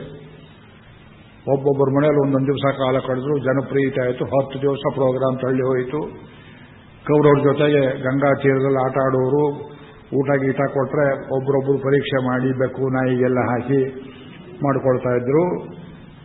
ಆ ಮನೆಗೆ ಏನು ಬೋರ್ಡ್ ಹಾಕಿದ್ರು? ಶಿವಂ ಅಂತ ಬೋರ್ಡ್ ಹಾಕಿದ್ರು ಅರಮನೆಗೆ. ಶಿವಾಖ್ಯಂ ಅಶಿವಂ ತದಾ. ಸ್ಮಶಾನ ಅಂತ ಹೇಳೋದ್ರ ಬದಲು ಶಿವ ಅಂತ ಹಾಕಿದ್ರು. ಪಾಂಡವನ್ನ ಕೊಲ್ಲುವುದಕ್ಕೆ ಏರ್ಪಾಡಾಗಿದ್ದ ಅರಮನೆ ಅದು. ಅಲ್ಲಿಂದ ಆಚೆಗೆ ಒಂದು ದಿವಸ ಪ್ರಕಟವಾಗಿ ಹೇಳಿಬಿಟ್ಟ. ಉವಾಚ ಆಗ್ನೇಯಮಿತ್ಯೇವಂ ಭೀಮಸೇನಂ ಯುಧಿಷ್ಠಿರ ಹೇಳಿದ, ಇದು ಪೂರ್ತಿ ಅಗ್ನಿಗಾಹುತಿ ಆಗೋದಕ್ಕಾಗಿಯೇ ಕಟ್ಟಿದೆ ಕಾಣುವ ಮನೆ. ಭೀಮ ನೋಡಿದೇನು ಅಂದ. ಅಣ್ಣ ಇಲ್ಲಿ ನೋಡು ಅಂದ. ಆ ಗೋಡೆ ಏನು ಮೆತ್ತಿದ್ರು ಅದರಲ್ಲಿ ಹುಲ್ಲು ಎದ್ದು ಕಾಣಿಸ್ತಾ ಇತ್ತು. ಈ ಜೋಪಡಿ ಮನೆಗಳು ಮಾಡ್ತಾರೆ ನೋಡಿ, ಮಹಾರಾಜರ ಅರಮನೆಯನ್ನು ಹೀಗೆ ಯಾರು ಕಟ್ತಾರೆ? ಬಿದಿರುಗಳು ಬೊಂಬು ಹಾಕಿ, ಬಿದಿರುಗಳು ಬೊಂಬು ಉಪಯೋಗ ಮಾಡೋದು ಕೊನೆಯಲ್ಲಿ ಮೊದಲೇ ಉಪಯೋಗ ಮಾಡಿದ್ದಾರಲ್ಲ. ಆದ್ರಿಂದ ಆ ಪುರೋಚನನಿಗೆ ಐಬು ಕೊಡದಂತೆ ಇದು ಕಳೆದು ಹೋಯಿತು. ಕೃಷ್ಣ ಪಕ್ಷ ಬರ್ತಾ ಹೋಯಿತು. ಅಲ್ಲಿಂದ ಮುಂದಕ್ಕೆ ವಿದುರಶ್ಚತ ಸುಹೃತಿ ಕಶ್ಚಿತಿ ಖನಕಃ ಕುಶಲಃ ನರಃ. ಒಂದು ದಿವಸ ಆ ವಿದುರನ ಸ್ನೇಹಿತ ಬಂದು ರಹಸ್ಯದಲ್ಲಿ ಧರ್ಮರಾಜನ ಕಾಣಿಸಿಕೊಂಡ. ಯಾರೋ ನೀನು ಅಂತ ಕೇಳಿದ ಧರ್ಮರಾಜ. ಅವನು ಯಾರು ಏನು ಅಂತ ಹೇಳಿದೆ. ಕೃಷ್ಣ ಪಕ್ಷ ಚತುರ್ದಶಿ ರಾತ್ರಿ ಅಂತ 3 ಶಬ್ದ ಹೇಳಿದ ಅವನು. ಧರ್ಮರಾಜ ಕೇಳಿದ, ಏನಂದೆ ಇನ್ನೊಂದ್ಸರಿ ಹೇಳು. ಕೃಷ್ಣ ಪಕ್ಷ ಚತುರ್ದಶಿ ರಾತ್ರಿ. ಯಾರೋ ಹೇಳಿದ್ರು? ವಿದುರ ಮಾತ್ರ ಹೇಳಿದ್ರು. ಬಾರೋ ಇಲ್ಲಿ ಬಾಗಿಲು ಹಾಕಿ ಅದೇನು ನಡೀತೋ ಕತೆ ಹೇಳು ಅಂದ್ರೆ, ಇಲ್ಲ ಸುರಂಗ ಸಿದ್ಧ ಮಾಡಿದ್ದೇನೆ. ಬಾಗಿಲು ಹಾಕಿ ತೋರಿಸಿ ಕಿಟಕಿ ಎಲ್ಲ ಹಾಕಿ, ಒಂದು ಅಡಿಗೆ ಮನೆಯಿಂದ ನಿರ್ಗಮ ದ್ವಾರ, ಒಂದು ಮಲಗೋ ಮನೆಯಿಂದ, ಇನ್ನೊಂದು ಈ ಜನ ಬಂದರೆ ಕೂತ್ಕೊಳ್ಳುವ ಕೊಠಡಿಯಿಂದ ಪ್ರಬಲವಾದ ಕಲ್ಲು ಮುಚ್ಚಿದ್ದೇನೆ ಬುದ್ಧಿ. ಆ ಹೊತ್ತಲ್ಲಿ ನಾನಿಲ್ಲಿರೋದೆಲ್ಲ ಇದನ್ನು ಎತ್ತಿ ನಿಮಗೆ ದಾರಿ ತೋರಿಸೋದಕ್ಕೆ. ಇವತ್ತು ರಾತ್ರಿ ಕಂಪ್ಲೀಟ್ ಮಾಡಿಬಿಡ್ತೇನೆ. ಆ ದಿವಸ ಮಾತ್ರ ನೀವು ಹೆಚ್ಚು ಕಮ್ಮಿ ಮಾಡಬಾರದು. ಅದಕ್ಕೆ ಮುಂಚೆ ಆದರೆ ಅವನಿಗೆ ಎಚ್ಚರ ಗೊತ್ತಾಗುತ್ತೆ. ತಡವಾದರೆ ನೀವೇ ಸಾಯ್ತೀರಿ. ಆ ಕೃಷ್ಣ ಪಕ್ಷ ಚತುರ್ದಶಿ ಅರ್ಧರಾತ್ರಿ ಅಂತ ಮುಹೂರ್ತ ಇಟ್ಟಿದ್ದಾರೆ.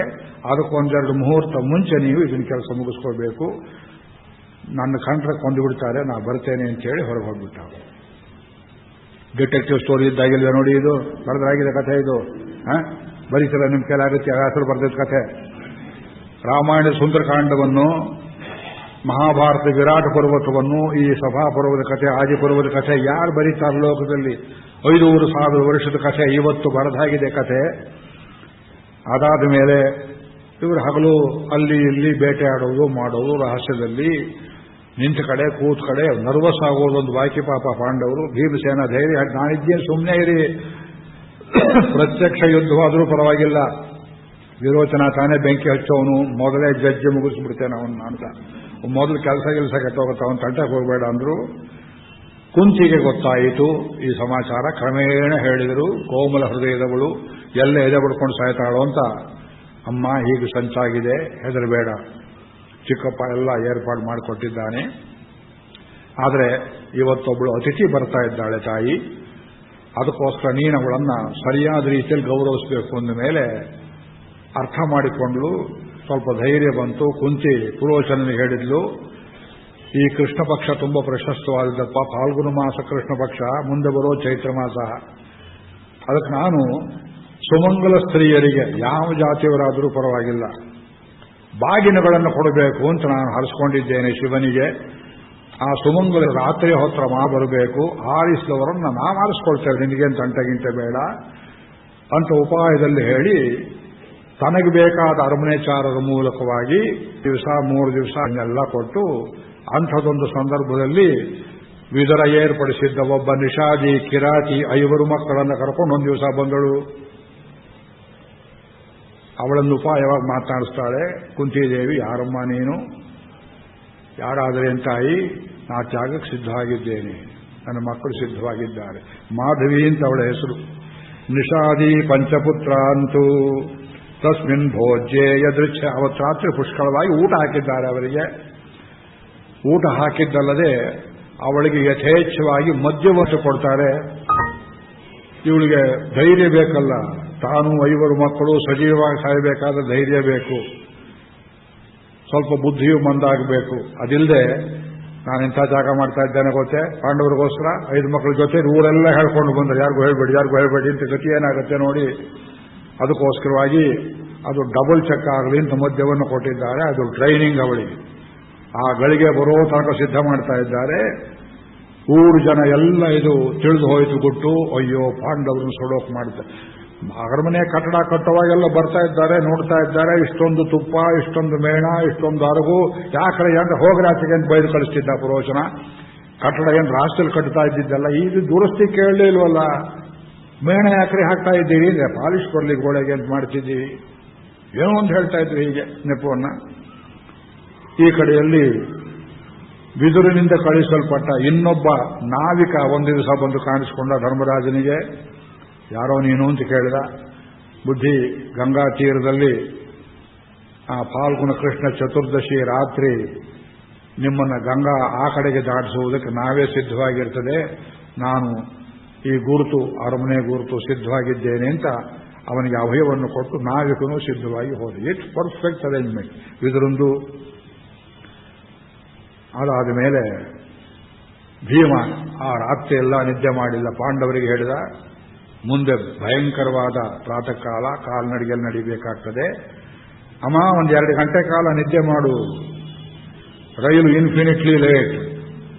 ನೀವು ಪಾಟ್ನಾದಲ್ಲಿ ಗಯಾದಲ್ಲಿ ಪ್ಲಾಟ್ಫಾರ್ಮ್ ಮೇಲೆ ಮಲಗಬೇಕು. ಹೇಗೆ ಮಲಗ್ತೀರಿ? ಗಯಾ ಶ್ರಾದ್ದ ಮಾಡಿ ಬಂದಿದ್ದೆವು, ಅದಕ್ಕೆ ಮೊದಲು ಅಯೋಧ್ಯೆಗೆ ಹೋಗಿದ್ದೆವು. ಆ ನೀಲಾಂಚಲ ಎಕ್ಸ್ಪ್ರೆಸ್ಸು ಇನ್ಫಿನಿಟ್ಲಿ ಲೇಟ್ ಅಂದ್ರು. ಒಂದು ಮಲಗಿದ್ದೇವೆ, ಮೈ ಮೇಲೆ ಪ್ರಜ್ಞೆ ಇಲ್ಲದೆ ಪ್ಲಾಟ್ಫಾರ್ಮ್ ಮೇಲೆ. ಎಬ್ಬಿಸಿದ್ರು, ಹಾವು ಕಚ್ಚಿದ್ರು ತಿಳಿತಾ ಇರಲಿಲ್ಲ ಆ ಹೊತ್ತಲ್ಲಿ. ನಿದ್ದೆ ಅಂತ ನಿದ್ದೆ.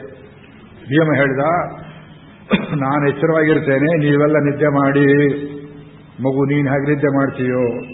ಜಾಗರ್ತವ್ಯೇ ಸ್ವಪಂತೀಮೆ. ಅವನು ಮುಖ್ಯ ಪ್ರಾಣ. ಪಂಚಪ್ರಾಣಗಳಲ್ಲಿ ಮುಖ್ಯ ಪ್ರಾಣ ನಿದ್ದೆ ಮಾಡೋದಿಲ್ಲ, ಉಳಿದ ಪ್ರಾಣ ಎಲ್ಲ ನಿದ್ದೆ ಮಾಡಿದರೂ ಕೂಡ.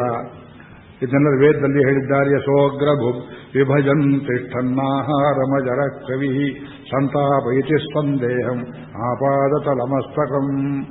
ನಿಮ್ಮ ಬಾಡಿ ಟೆಂಪರೇಚರ್ ಕೀಪ್ ಮಾಡೋದೇ ಮುಖ್ಯ ಪ್ರಾಣ.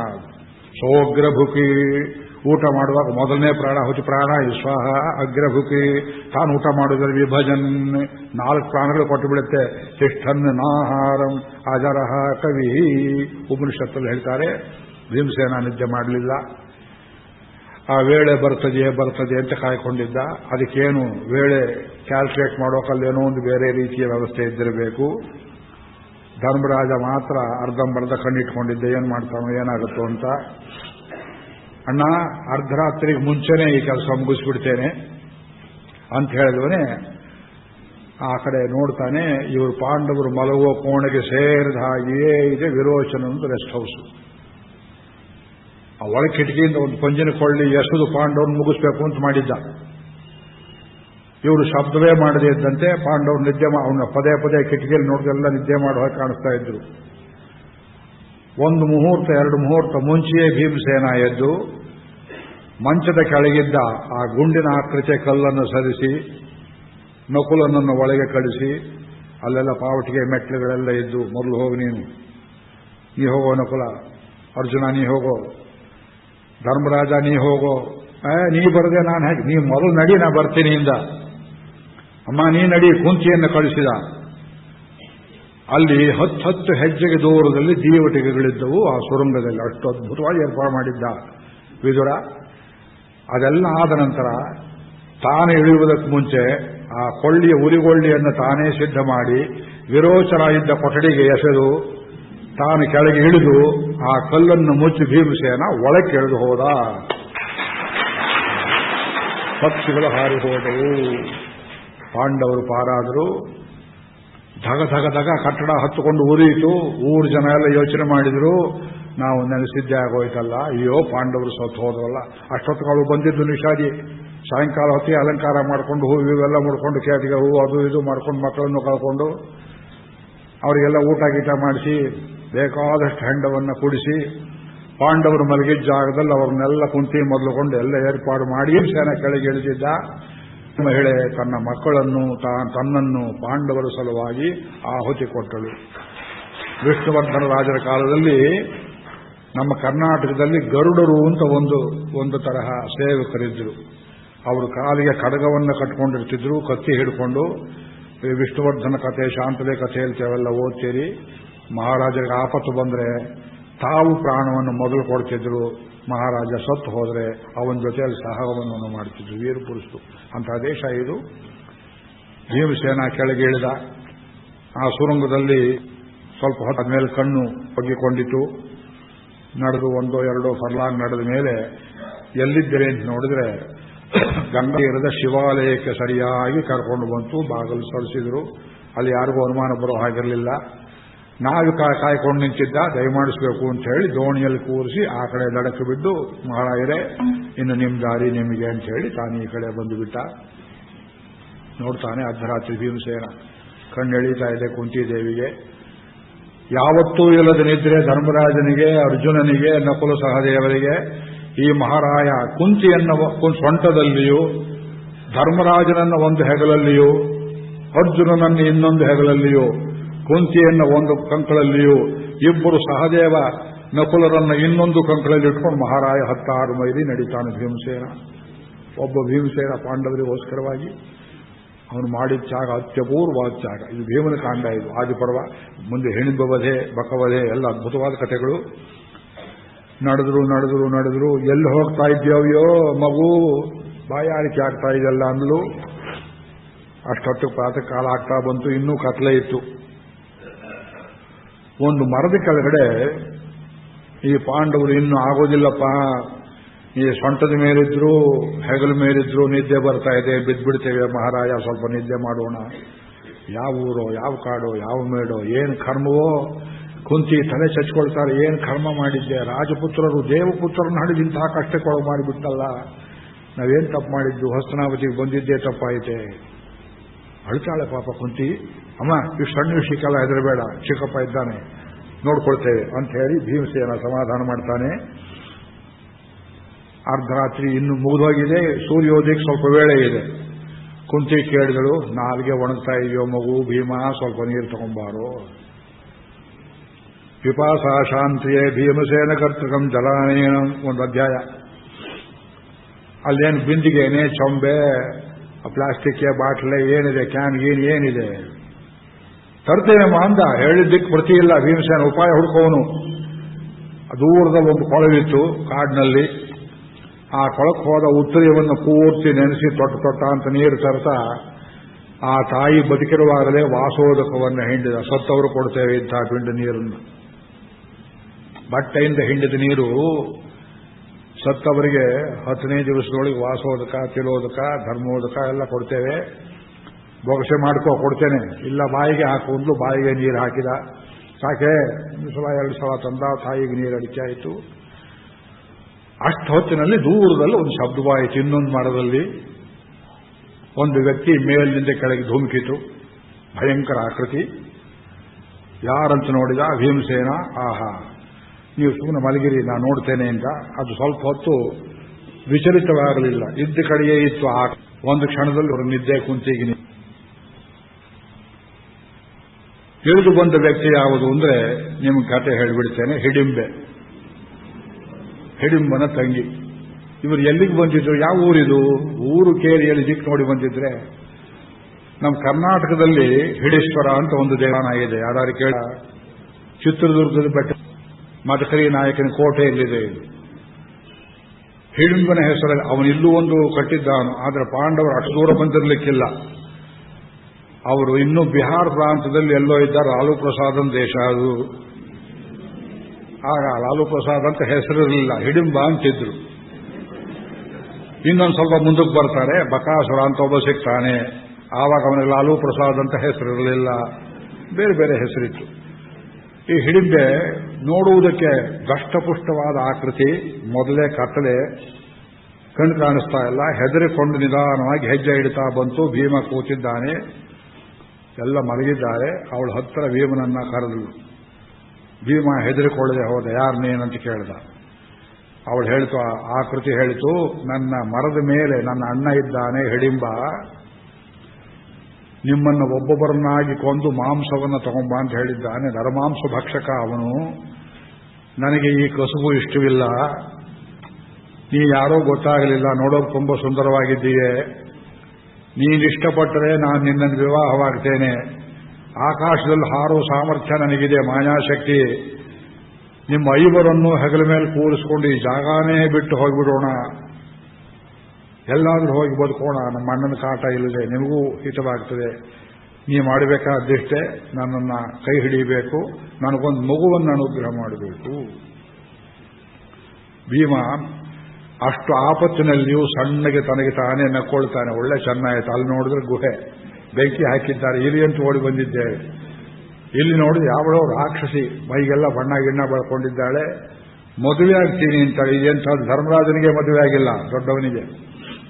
ಅಣ್ಣ ಇದ್ದಾನೆ ನೋಡು, ತಮ್ಮ ಇದ್ದಾನೆ ಅಂತ ರಾಮಾಯಣದ ಶೂರ್ಪಣಿಕೆ ಪ್ರಸಂಗ ಇದ್ದಾಗಿ ಚಲ್ಲಾಟ ಮಾಡೋದಕ್ಕೆ ವೇಳೆ ಇಲ್ಲ. ಗುಸುಗುಸು ಮಾತಿನಲ್ಲಿ ಸುಮ್ಮನೆ ಅದೆಲ್ಲ ಆಗೋದಿಲ್ಲ, ನಿಮ್ಮ ಅಣ್ಣ ನನಗೇನು ಮಾಡೋದಿಲ್ಲ, ಇನ್ನೂ ಅಂಥವ್ರು 10 ಜನ ಬಂದು ನಾನು ಮುಗಿಸ್ತೇನೆ, ನೀನು ಹೆಂಗಸು, ನಿನ್ನನ್ನು ಕೊಲ್ಲಬಾರದು, ಸುಮ್ಮನೆ ಹೊರಟೋಗು. ಆ ಸಂವಾದ ಎಷ್ಟು ಚೆನ್ನಾಗಿ ಬರೆದಿದ್ದಾರಪ್ಪ ವೇದವ್ಯಾಸರು. ಹಿಡಿಂಬೆ ಶಾಸ್ತ್ರಾರ್ಥವನ್ನು ಹೇಳ್ತಾಳೆ. ತಾನಾಗಿ ಬಯಸಿ ಬಂದ ಹೆಣ್ಣನ್ನ ಯಾವ ಪುರುಷನೂ ತಿರಸ್ಕಾರ ಮಾಡಬಾರದು. ರಾಮರಾಮ ಏನು ಗತಿ ಹೀಗಾದರೂ ಬಯಸಿ ಬಂದವ್ರನ್ನೆಲ್ಲ ಪುರುಷ ಸ್ವೀಕಾರ ಮಾಡ್ತಾ ಕೂತ್ರೆ ಏನು ಗತಿ ಅಂತ ಇದು ಕ್ಷತ್ರಿಯನಿಗೆ ಹೇಳಿದ ಮಾತು ಆಪತ್ಕಾಲದಲ್ಲಿ. ಮತ್ತು ನಾನು ಧರ್ಮವನ್ನು ತಿಳಿದವಳು, ನೀವು ರಾಜಪುತ್ರರು ಎಂಬುದನ್ನು ಬಲ್ಲೆ ಹೇಳ್ತಾಳವಳು. ನೀವು ವಾರಣಾವತದ ಆ ಅರಮನೆ ಸುಟ್ಟಿದ್ರಿಂದ ಪಾರಾಗಿ ಬಂದವರಲ್ಲವೇ ಅಂತ ಕೇಳಿದಳು. ಯಾಕೆ ಗೊತ್ತಾಯ್ತು ಅವಳಿಗೆ? ಮಾಯೆಯೋ ಏನು ಚಮತ್ಕಾರವೋ ಗೊತ್ತಿಲ್ಲ. ಆಮೇಲೆ ಈ ಗುಜುಗುಜು ಮಾತನ್ನು ಕೇಳಿ ಪಾಂಡವರು ಎದ್ದು ಕೂತರು. ಭೀಮ ಯಾರ ಜೊತೆ ಮಾತಾಡ್ತಿದ್ಯೋ ಅಂದ್ರು. ಸುಮ್ಮನೆ ಹೇಳ್ತೀನಿ ಸಮಾಚಾರ ಅಂದ. ಕುಂತಿ ಎದ್ದು ಕೂತಳು. ಏನು ಹೆಣ್ಣು ಧ್ವನಿ ಇದ್ದಾಗಿದೆಯಲ್ಲ, ಅಮ್ಮ ನೀವು ಸ್ವಲ್ಪ ಸುಮ್ಮನೆ ಇರ್ತೀವೋ ಇಲ್ವೋ, ಅದು ಹೆಣ್ಣಾರಾಗಲಿ ಗಂಡಾರಾಗಲಿ ಏನ್ ಮಾಡ್ತಾಳೆ ನೋಡೋಣ ಅಂತ ಹೇಳಲಾಗಿ ತಸ್ಯ ಶ್ರುತ್ವ ಯುವಚನಂ ಉತ್ಪಾತ ಯುಧಿಷ್ಠಿರ ಅರ್ಜುನ ನಕುಲಶ್ಚೈವ ಎಲ್ಲ ಕಟ್ಟುಕಥೆಯಲ್ಲ, ಇದ್ದದ್ದನ್ನೇ ಹೇಳ್ತಾ ಇದ್ದೇನೆ. ಆಮೇಲೆ ಕೇಳ್ತಾರೆ, ಏನ್ ಬೇಕಮ್ಮ ನಿನಗೆ? ಏನಿಲ್ಲ ನೋಡಿ, ಇವನು ಮದುವೆ ಆಗ್ತೀನಿ ಅಂತಂದ್ರೆ ಬೇಡ ಅಂತಿದ್ದಾನೆ. ಅವನು ನರಭಕ್ಷಕ ಮೇಲಿದ್ದವನು, ನನಗೆ ರಕ್ಷಣೆ ಬೇಕು, ನಿಮಗೂ ರಕ್ಷಣೆ ಕೊಡ್ತೇನೆ ಅಂದ್ರೆ ಬೇಡ ಅಂತ ಇದ್ದಾನೆ. ತಾಯಿ ದೊಡ್ಡ ಮನಸ್ಸು ಮಾಡಬೇಕು ಅಂತ ಕುಂತಿ ಕಾಲು ಹಿಡ್ಕೊಂಡು ನಮಸ್ಕಾರ ಮಾಡಿದ್ಳು. ಕುಂತಿ ಯೋಚನೆ ಮಾಡಿದಳು. ಭೀಮ ಅದಕ್ಕೇನಂತೆ ಮದುವೆ ಆಗೋ ಒಂದು ಬಿಟ್ಲು. ಇಂಥ ತಾಯಿ ಇದ್ರೆ ಸುಲಭವಾಗುತ್ತೆ ನೋಡಿ. ಅವಳಿಗೂ ನಗೆ ಒಂದು ಕಡೆ. ಅವಳು ಧರ್ಮವನ್ನು ಹೇಳ್ತಾಳೆ. ವಾಕ್ಯ ಓದಿದ್ರೆ ಮತ್ತೆ ಲೇಟ್ ಆಗುತ್ತೆ. ಇವತ್ತು ಟೈಮ್ ಆಗ್ತಾನೆ ಬಂದ್ಬಿಟ್ಟು ನಾನೇನ್ ಮಾಡಲಿ. ಆಪತ್ಸಯೋ ಧಾರಯತಿ ಧರ್ಮಂ ಧರ್ಮವಿದುತ್ತಮ. ಹಿಡಿಂಬೆ ವಾಕ್ಯ. ವಸನಂ ಹೇವ ಧರ್ಮಸ್ಯ ಧರ್ಮಿಣಾಂ ಆಪದುಚ್ಯತೆ. ಪುಣ್ಯಂ ಪ್ರಾಣಾನ್ ಧಾರಯತಿ ಪುಣ್ಯಂ ಪ್ರಾಣಾದಮುಚ್ಯತೆ. ಏನ ಏನ ಆಚರೇ ಧರ್ಮಂ ತಸ್ಮಿನ್ ಗರ್ಹ ನಿವಿದ್ಯತೆ. ಆಪತ್ತಿನಲ್ಲಿ ಧರ್ಮವನ್ನು ರಕ್ಷಿಸುವವನೇ ಧರ್ಮವನ್ನು ತಿಳಿದವನು. ನನ್ನ ಧರ್ಮ ಗೊತ್ತಿದೆ ಅಂತೀರಿ, ಎಲ್ಲಿ ಗೊತ್ತಿರುತ್ತೆ? ಆಪತ್ತು ಬಂದಾಗ ಗೊತ್ತಾಗುತ್ತೆ. ಆಪತ್ತು ಬಂದಾಗ ಧರ್ಮ ಉಳಿಸಿಕೊಳ್ಳುವ ಶಕ್ತಿ ಇದ್ದರೆ ಮಾತ್ರ ನೀವು ಧರ್ಮವಿದರು. ಧರ್ಮಿಗಳಿಗೆ ಧರ್ಮಕ್ಕೆ ಆಪತ್ತು ಬರುವುದೇ ವ್ಯಸನ. ಲೋಕದಲ್ಲಿ ಅಂಥವರಿಗೇ ಬರುತ್ತೆ ಆಪತ್ತು. ಅಧರ್ಮಿಗಳಿಗೆ ಆಪತ್ತು ಬರುವುದೇ ಇಲ್ಲ. ಪುಣ್ಯವೇ ಮನುಷ್ಯನ ಪ್ರಾಣವನ್ನು ಧರಿಸ್ತದೆ, ಪುಣ್ಯವೇ ಕೊಲ್ತದೆ. ಧರ್ಮಕ್ಕೆ ಸಹಾಯಕವಾದರೆ ಪುಣ್ಯ, ಆಗ ಅದು ಗರ್ಹಣೀಯವಲ್ಲ. ಸೂತ್ರ ಹೇಳಿದರು. ಅಂದ್ರೆ ಪಾಂಡವರೇ, ಆಪತ್ತಲ್ಲಿದ್ದೀರಿ, ನಿಮಗೆ ದಾರಿ ಗೊತ್ತಿಲ್ಲ ಕಾಡಿಂದು, ನಾನು ನಿಮ್ಮನ್ನು ಪಾರು ಮಾಡಬಲ್ಲೆ. ನನ್ನನ್ನು ಮದುವೆ ಆಗತಕ್ಕದ್ದು ನಿಮಗೆ ಈಗ ಯುಕ್ತವಾದದ್ದು ಧರ್ಮ. ಇದನ್ನು ಬಿಟ್ಟರೆ ವ್ಯಸನದಲ್ಲಿ ಸಿಗ್ತೀರಿ. ಕೂಟ ಶ್ಲೋಕ ಹೇಳಿದಾಗ ಹೇಳಿಬಿಟ್ಲು. ಕುಂತಿ ಕೇಳಿದ್ರು, ವಾಹವಾ ಎಲ್ಲಿ ಕಲ್ಸಪ್ಪ ಇವಳು? ಧರ್ಮಶಾಸ್ತ್ರ ಹೇಳ್ತಾಳಲ್ಲ, ಮನುಸ್ಮೃತಿ ಹೇಳ್ತಾಳಲ್ಲ, ಇನ್ನು ಸ್ವಲ್ಪ ಹೇಳು ಅಂತ ಕೇಳಲಾಗಿ ಇನ್ನೊಂದು 8 ವಾಕ್ಯ ಹೇಳ್ತಾಳೆ. ಇಂಥದ್ದು ಒಂದು ದಿವಸ ಪೂರ್ತಿ ಹಿಡಿಂಬೋಪಾಖ್ಯಾನವನ್ನು ಹೇಳಬಹುದು. ಆಮೇಲೆ ಯುಧಿಷ್ಠರನ್ನ ಗಂಟು ಬಿದ್ಲು. ನೀ ಯುಧಿಷ್ಠಿರ ಧರ್ಮರಾಜ, ನಿನ್ ತಮ್ಮನ ಬುದ್ಧಿ ಹೇಳು. ಧರ್ಮರಾಜನು ಹೇಳಿದ, ಭಜತಾಂ ಪಾಂಡವಂ ವೀರಂ ಅಪತ್ಯಾರ್ಥಂ ಯದಿಚ್ಛಸಿ. ಪರ್ಮಿಷನ್ ಕೊಟ್ಟಿದ್ದೇನೆ, ಮದುವೆ ಮಾಡಿಕೊಂಡು ಬಿಟ್ಟ. ಭೀಮ ಹೇಳಿದ, ಒಳ್ಳೆ ಚೆನ್ನಾಗಿ ಅವಳು ಕೇಳಿದ್ದು ಅಂತ ನೀವು ಅವಳ ಕಡೆ ವಕಾಲತ್ತು ವಹಿಸಿಬಿಟ್ರಲ್ಲ. ಅಂದ್ರೆ ಇದು ಆಪತ್ಕಾಲವಾಗಿದೆಯೋ ಮಗು? ಆಗ ಯುಧಿಷ್ಠಿರ ಹೇಳಿದ, ಅಮ್ಮ ಹಿಡಿಂಬೆ, ಒಂದು ಕೆಲಸ, ಪಿಕ್ನಿಕ್ ಎಲ್ಲಿ ಹೋಗ್ತೀಯ ಅಂತ ಕೇಳು. ಇದು ಮಹಾಭಾರತದಲ್ಲಿದೆ. ಇದು ನೀ ಎಲ್ಲಿ ಹೇಳಿದ್ರೆ ಹೋಗ್ತೇನೆ. ತಿರುಪತಿಯೋ ಕಾಂಚಿಯೋ ಎಲ್ಲಿ ಹೇಳಿದ್ರೆ, ಬೆಂಗಳೂರಿಗೆ ಬೇಕಾದ್ರೂ ಹೋಗ್ತೇನೆ. ಅಯ್ಯೋ ಬೆಂಗಳೂರಿಗೆ ಹೋಗಬೇಡ, ಅಲ್ಲಿ ಪ್ರವಚನ ನಡೀತಾ ಇದೆ. ಈ ಕಾಡಲ್ಲಿ ರಹಸ್ಯ ಪ್ರದೇಶದಲ್ಲಿ ದುರ್ಯೋಧನಾದಿಗಳ ಚಾರರಿಗೆ ಕಣ್ಣಿಗೆ ಬೀಳದೇ ಇರುವಂತೆ ಈ ಗಂಡನನ್ನು ಎಲ್ಲಿ ಬೇಕಾದ್ರೂ ಕರ್ಕೊಂಡು ಹೋಗು. ಆದರೆ ಡೈಲಿ ಸಾಯಂಕಾಲವಾಯಿತು ಅಂದ್ರೆ ತಂದು ಒಪ್ಪಿಸಬೇಕು. ಹಗಲು ಎಲ್ಲಿ ಬೇಕಾದ್ರೂ ಸೂತ ಅವನ ಜೊತೆಯಲ್ಲಿ. ಸಾಯಂಕಾಲವಾದರೆ ನಿಮ್ಮನ್ನು ನಂಬೋದಕ್ಕೆಲ್ಲ, ರಾಕ್ಷಸರು, ನೀವು ರಾತ್ರಿಂಚರರು.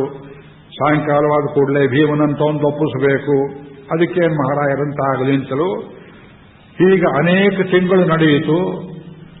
ಹಿಡಿಂಬೆ ಗರ್ಭವನ್ನು ಧರಿಸಿದಳು. ಒಂದು ಮಗು ಹುಟ್ಟಿತು. ಒಂದು ಕೂದಲಿಲ್ಲ ತಲೆಯಲ್ಲಿ ಬೋಳಿಸಿದ ಹಾಗೆ ಉತ್ತು ಕಚ, ಘಟದಂತೆ ಮಡಕೆಯಂತೆ ತಲೆ, ಒಂದು ಕೂದಲಿಲ್ಲ, ದೆವ್ವ ಇದ್ದಾಗಿದ್ದಾನೆ. ಬರೀ ಹುಬ್ಬು ಕಾಣಿಸ್ತಾ ಇದೆ. ಘಟೋತ್ಕಚ ಅಂತ ಅವನಿಗೆ ನಾಮಕರಣ ಮಾಡಿದರು. ಭೀಮನದೇ ಶರೀರ ಆಕಾರ, ಬಣ್ಣ ಮಾತ್ರ ತಾಯಿ ಬಣ್ಣ. ಹುಟ್ಟಿದ ಕೂಡಲೇ ದಡೂತಿ ಆಕಾರ. ನನಗೇನಪ್ಪಣೆ ಅಂತ ಕೇಳಿದ. ಏನಿಲ್ಲ, ನಾ ಕರೆದಾಗ ಬರಬೇಕು.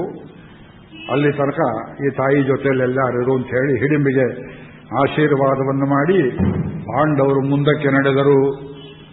ಹಿಡಿಂಬೆ ಹೇಳಿದರು, ಇಲ್ಲಿ ಸ್ವಲ್ಪ ದೂರದಲ್ಲಿ ಶಾಲಿಹೋತ್ರ ಮಹರ್ಷಿಗಳ ಆಶ್ರಮ ಇದೆ. ಆ ಶಾಲಿಹೋತ್ರ ಮಹರ್ಷಿಗಳು ಒಂದು ಅದ್ಭುತವಾದ ಸಾಲವೃಕ್ಷವನ್ನು ನೆಟ್ಟಿದ್ದಾರೆ. ಅದರ ಕೆಳಗಿನ ನೆರಳು ಹೇಗಿರ್ತದೆ ಅಂದ್ರೆ ಏರ್ ಕಂಡೀಷನ್ ಇದ್ದ ಹಾಗೆ.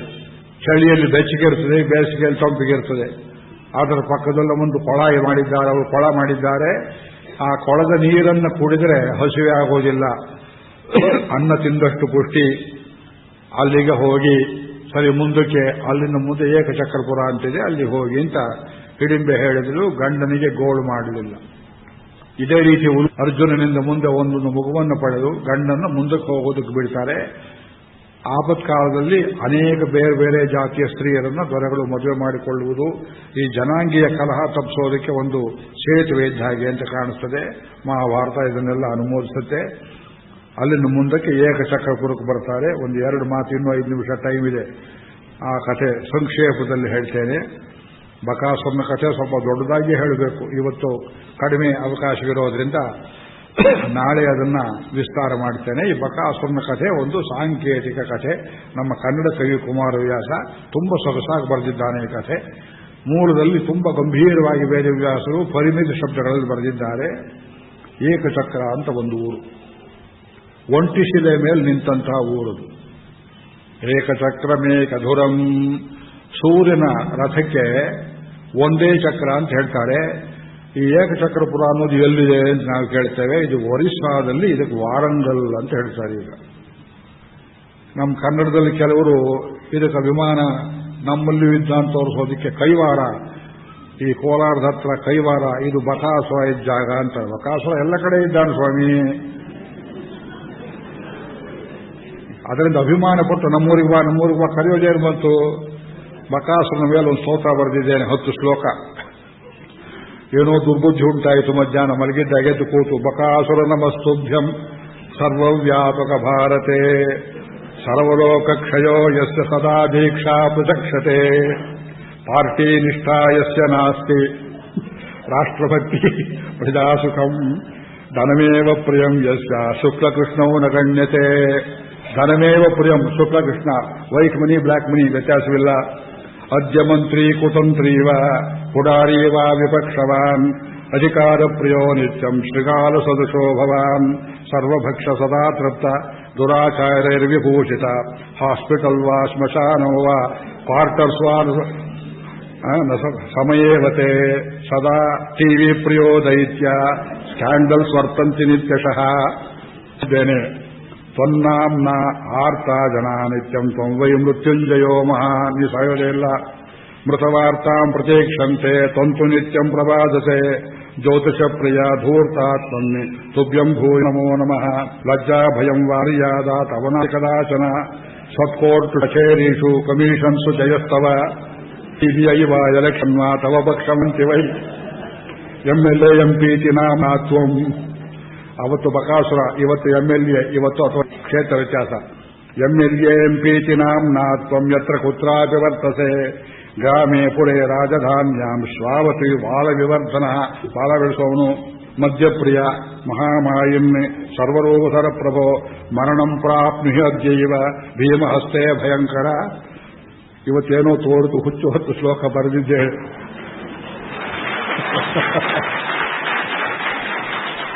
ಇದನ್ನ ಬರ್ಕೊಡಿ, ನಿತ್ಯ ಸ್ತೋತ್ರ ಹೇಳ್ತೇವೆ ಅಂತ ಯಾರು ಕೇಳಬೇಡಿ.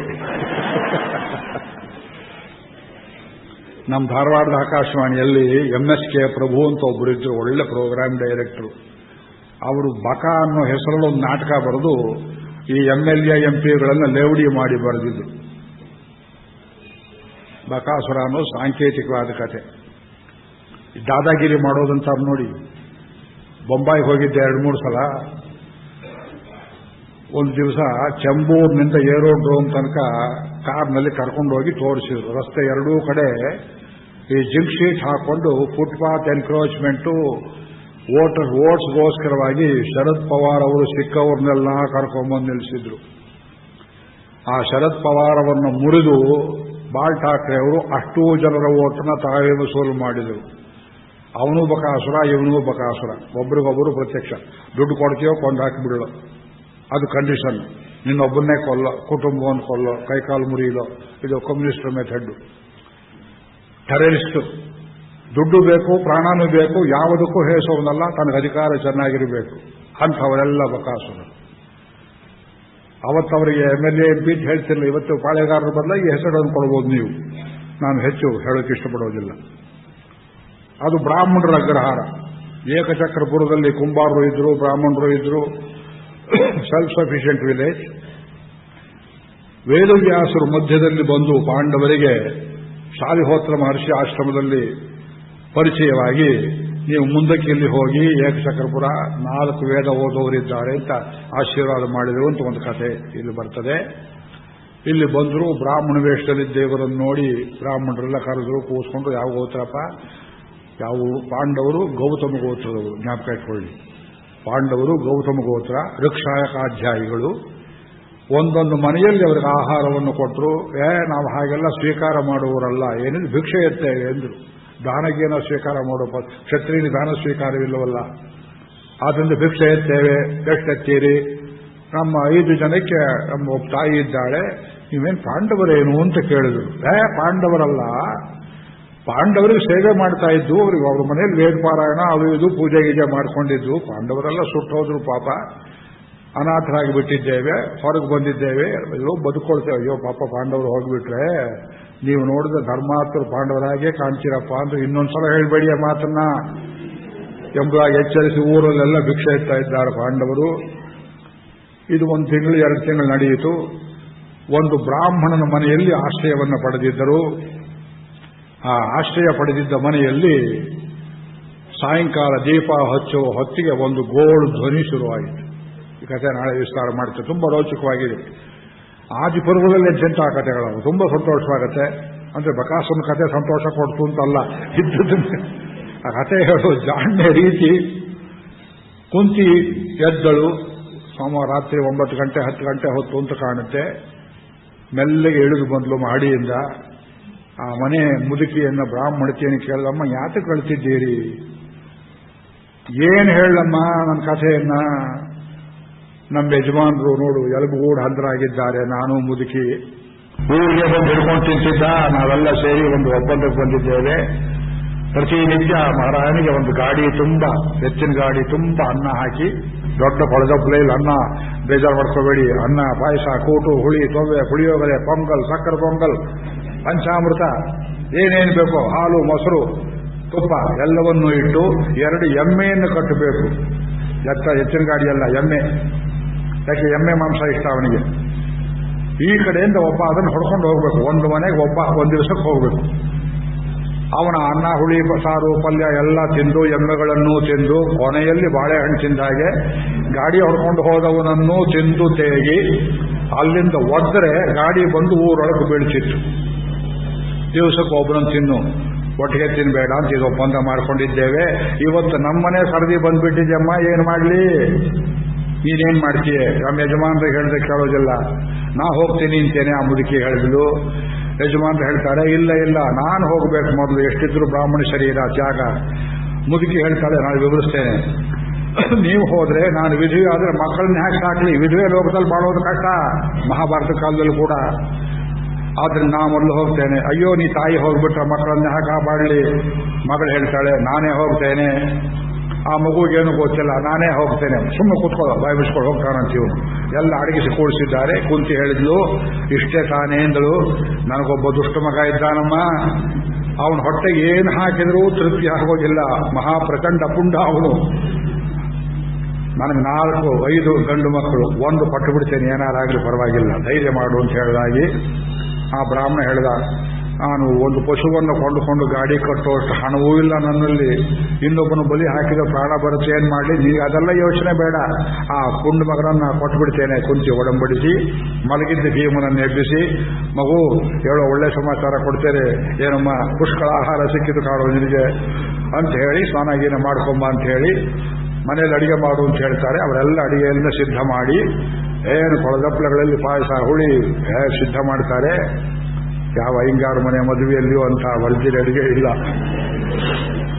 ಒಂದು ಖೀರು ಮಾಡಿದ್ದಾರೆ, ಏನು ಗೋಡಂಬಿ ಏನು ದ್ರಾಕ್ಷಿ ಏನು ಮತ್ತೊಂದೇನು ಹಾಕಿ ತುಪ್ಪದ ಒಗ್ಗರಣೆ ಘಮ ಘಮ ಅಂತ ಇದೆ. ಭೀಮನಿಗೆ ಗಾಡಿ ತಗೊಂಡೋಗಿ ಸ್ವಲ್ಪ ತಾಳು ಪಾತ್ರೆ ಎಲ್ಲ ಏರಿಸ್ತೇವೆ ಮೇಲೆ ಏರಿಸಿ ಎಮ್ಮೆ ಆದ್ಮೇಲೆ ಹಾ ಹಾ ಅಂದುಕೊಂಡು ಭೀಮಸೇನ ಹೋಗಿ ಅರ್ಧ ದಾರಿಯಲ್ಲಿ ಕೊಳದಲ್ಲಿ ಇಳಿದು ತಾನು ಮುಕ್ಕಾಲು ಭಾಗವನ್ನೆಲ್ಲ ತಿಂದು ಸೂರ್ಯೋದಯದ ಹೊತ್ತಿಗೆ ಅವನು ಬಂದು ಯಾವನವನು ನನ್ನನ್ನ ತಿಂತಾ ಇದ್ದಾನೆ ಅಂತ ಕೇಳಿದ್ರೆ ನಿನಗೂ ಇಟ್ಟಿದ್ದೇನೆ ಬಾ ಬಾ ಬಾ ಅಂತ ಕರೆದು ಒಂದೊಂದೇ ಮುದ್ದೆಯನ್ನು ತೆಗೆದು ಉಂಡೆ ತೋರಿಸಿ ತಾನೇ ತಿಂತ ಅವನನ್ನು ಹಿಡಿದು ಕುಸ್ತಿಯಲ್ಲಿ ಭಯಂಕರ ಯುದ್ಧ, ಕಲ್ಲು ಗುಂಡು ಮರ ಸಿಕ್ಕಿದ್ದೆಲ್ಲ ಎಸೆದು ಅವನನ್ನ 2 ತೋಳಲ್ಲಿ ಅವಿಕಿಕೊಂಡು ಸೊಂಟವನ್ನು ಮುರಿದು 2 ತುಂಡನ್ನು ಮಾಡಿ ಕೊಂಡು ಹಾಕ್ತಾನೆ ಭೀಮಸೇನ. ಬಕಾಸುರ ವಧೆ ಚರಿತಾರ್ಥವಾಯಿತು. ನಾಳೆ ವಿಸ್ತಾರ ಮಾಡ್ತೇನೆ ಎಂಬಲ್ಲಿಗೆ ಇವತ್ತು ಮಂಗಳಾಶಾಸನ. ಇಷ್ಟು ಸುಲಭವಾಗಿ ಬಕಾಸುರ ಹೋಗಿಬಿಟ್ನೆ, ಇಲ್ಲೇ ಇಲ್ಲ, ಸುಲಭವಾಗಿ ಹೋಗ್ತಾನೆ ಅವನು. ಬಕಾಸುರ ಹೋಗ್ತಾನೆ, ಒಂದು MLA ಸುಲಭವಾಗಿ ಹೋಗ್ತಾನೆ ನೋಡಿ. ಆದ್ರಿಂದ ಅವನಿಗೆ ವಿಶೇಷವಾಗಿ ನಾಳೆ ಕಳಿಸಿಕೊಡ್ತೇವೆ. ಅದಾದ ನಂತರ ಪಾಂಡವರು ಅಲ್ಲಿಂದ ಮುಂದಕ್ಕೆ ಈ ಕಾಂಪಿಲ್ಯ ನಗರಕ್ಕೆ ಬರ್ತಾರೆ. ದ್ರೌಪದಿ ಸ್ವಯಂವರ ವಿವಾಹದ ಘಟ್ಟ, ಅದ್ಭುತವಾದ ಘಟ್ಟ.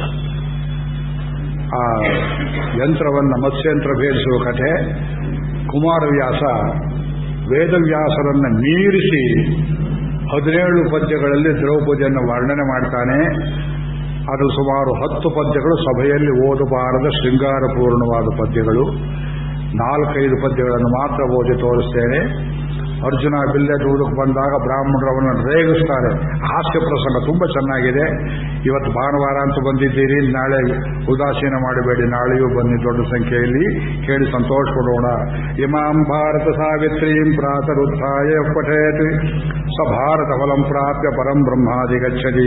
ಹರ್ಷಸ್ಥಾನ ಸಹಸ್ರಾಣಿ ಭಯಸ್ಥಾನ ಶತಾನಿ ಚ ದಿವಸೇ ದಿವಸೇ ಮೂಢಂ ಮಾವಿಶಂತಿನ ಪಂಡಿತಂ ಊರ್ಧ್ವಬಾಹುರ್ವಿರೋಮ್ಯೇಷ ನ ಚ ಗಚ್ಚತಿ ಶೃಣೋತಿ ಮೇ ಧರ್ಮಾದರ್ಥಶ್ಚ ಕಾಮಶ್ಚಾಸ ಕಿಮರ್ಥಂ ನ ಸೇವ್ಯತೆ ನ ಜಾತು ಕಾಮಾನ್ನ ಭಯಾನ್ನ ಲೋಭಾತ್ ಧರ್ಮಂ ತ್ಯಜೇತ್ ಜೀವಿತಸ್ಯಾಪಿ ಹೇತೋಃ ನಿತ್ಯೋ ಧರ್ಮಃ ಸುಖದುಃಖೇ ತ್ವನಿತ್ಯೇ ಜೀವೋ ನಿತ್ಯಃ ಹೇತುರಸ್ಯ ತ್ವನಿತ್ಯಃ ಕಾರ್ಷ್ಣಂ ವೇದಂ ಇಮಂ ವಿದ್ವಾನ್ ಶ್ರಾವಯಿತ್ವಾರ್ಥಮಶ್ನುತೆ ನಿಯಮಸ್ಥ ಶುಚಿಶ್ರೋತ ಶೃಣ್ವನ್ ಸಫಲಮಶ್ನುತೆ. ನಾರಾಯಣಂ ನಮಸ್ಕೃತ್ಯ ನರಂ ಚೈವ ನರೋತ್ತಮಂ ದೇವೀಂ ಸರಸ್ವತೀಂ ವ್ಯಾಸಂ ತತೋ ಜಯಮುದೀರಯೇತ್. ನಾರಾಯಣಂ ನಮಸ್ಕೃತ್ಯ ನರಂ ಚೈವ ನರೋತ್ತಮಂ ದೇವೀಂ ಸರಸ್ವತೀಂ ವ್ಯಾಸಂ ತತೋ ಜಯಮುದೀರಯೇತ್. ಸ್ವಸ್ತಿ ಪ್ರಜಾಭ್ಯ ಪರಿಪಾಲಯಂತಾಂ ನ್ಯಾಯೇನ ಮಾರ್ಗೇಣ ಮಹೀಂ ಮಹೀಷಾಃ ಗೋಬ್ರಾಹ್ಮಣೇಭ್ಯಃ ಶುಭಮಸ್ತು ನಿತ್ಯಂ. ಲೋಕಾಃ ಸಮಸ್ತಾಃ ಸುಖಿನೋ ಭವಂತು. ಮಂಗಳಂ ಮಂಗಳಂ ಮಂಗಳಂ ನಿತ್ಯಶ್ರೀರ್ನಿತ್ಯಮಂಗಳಂ.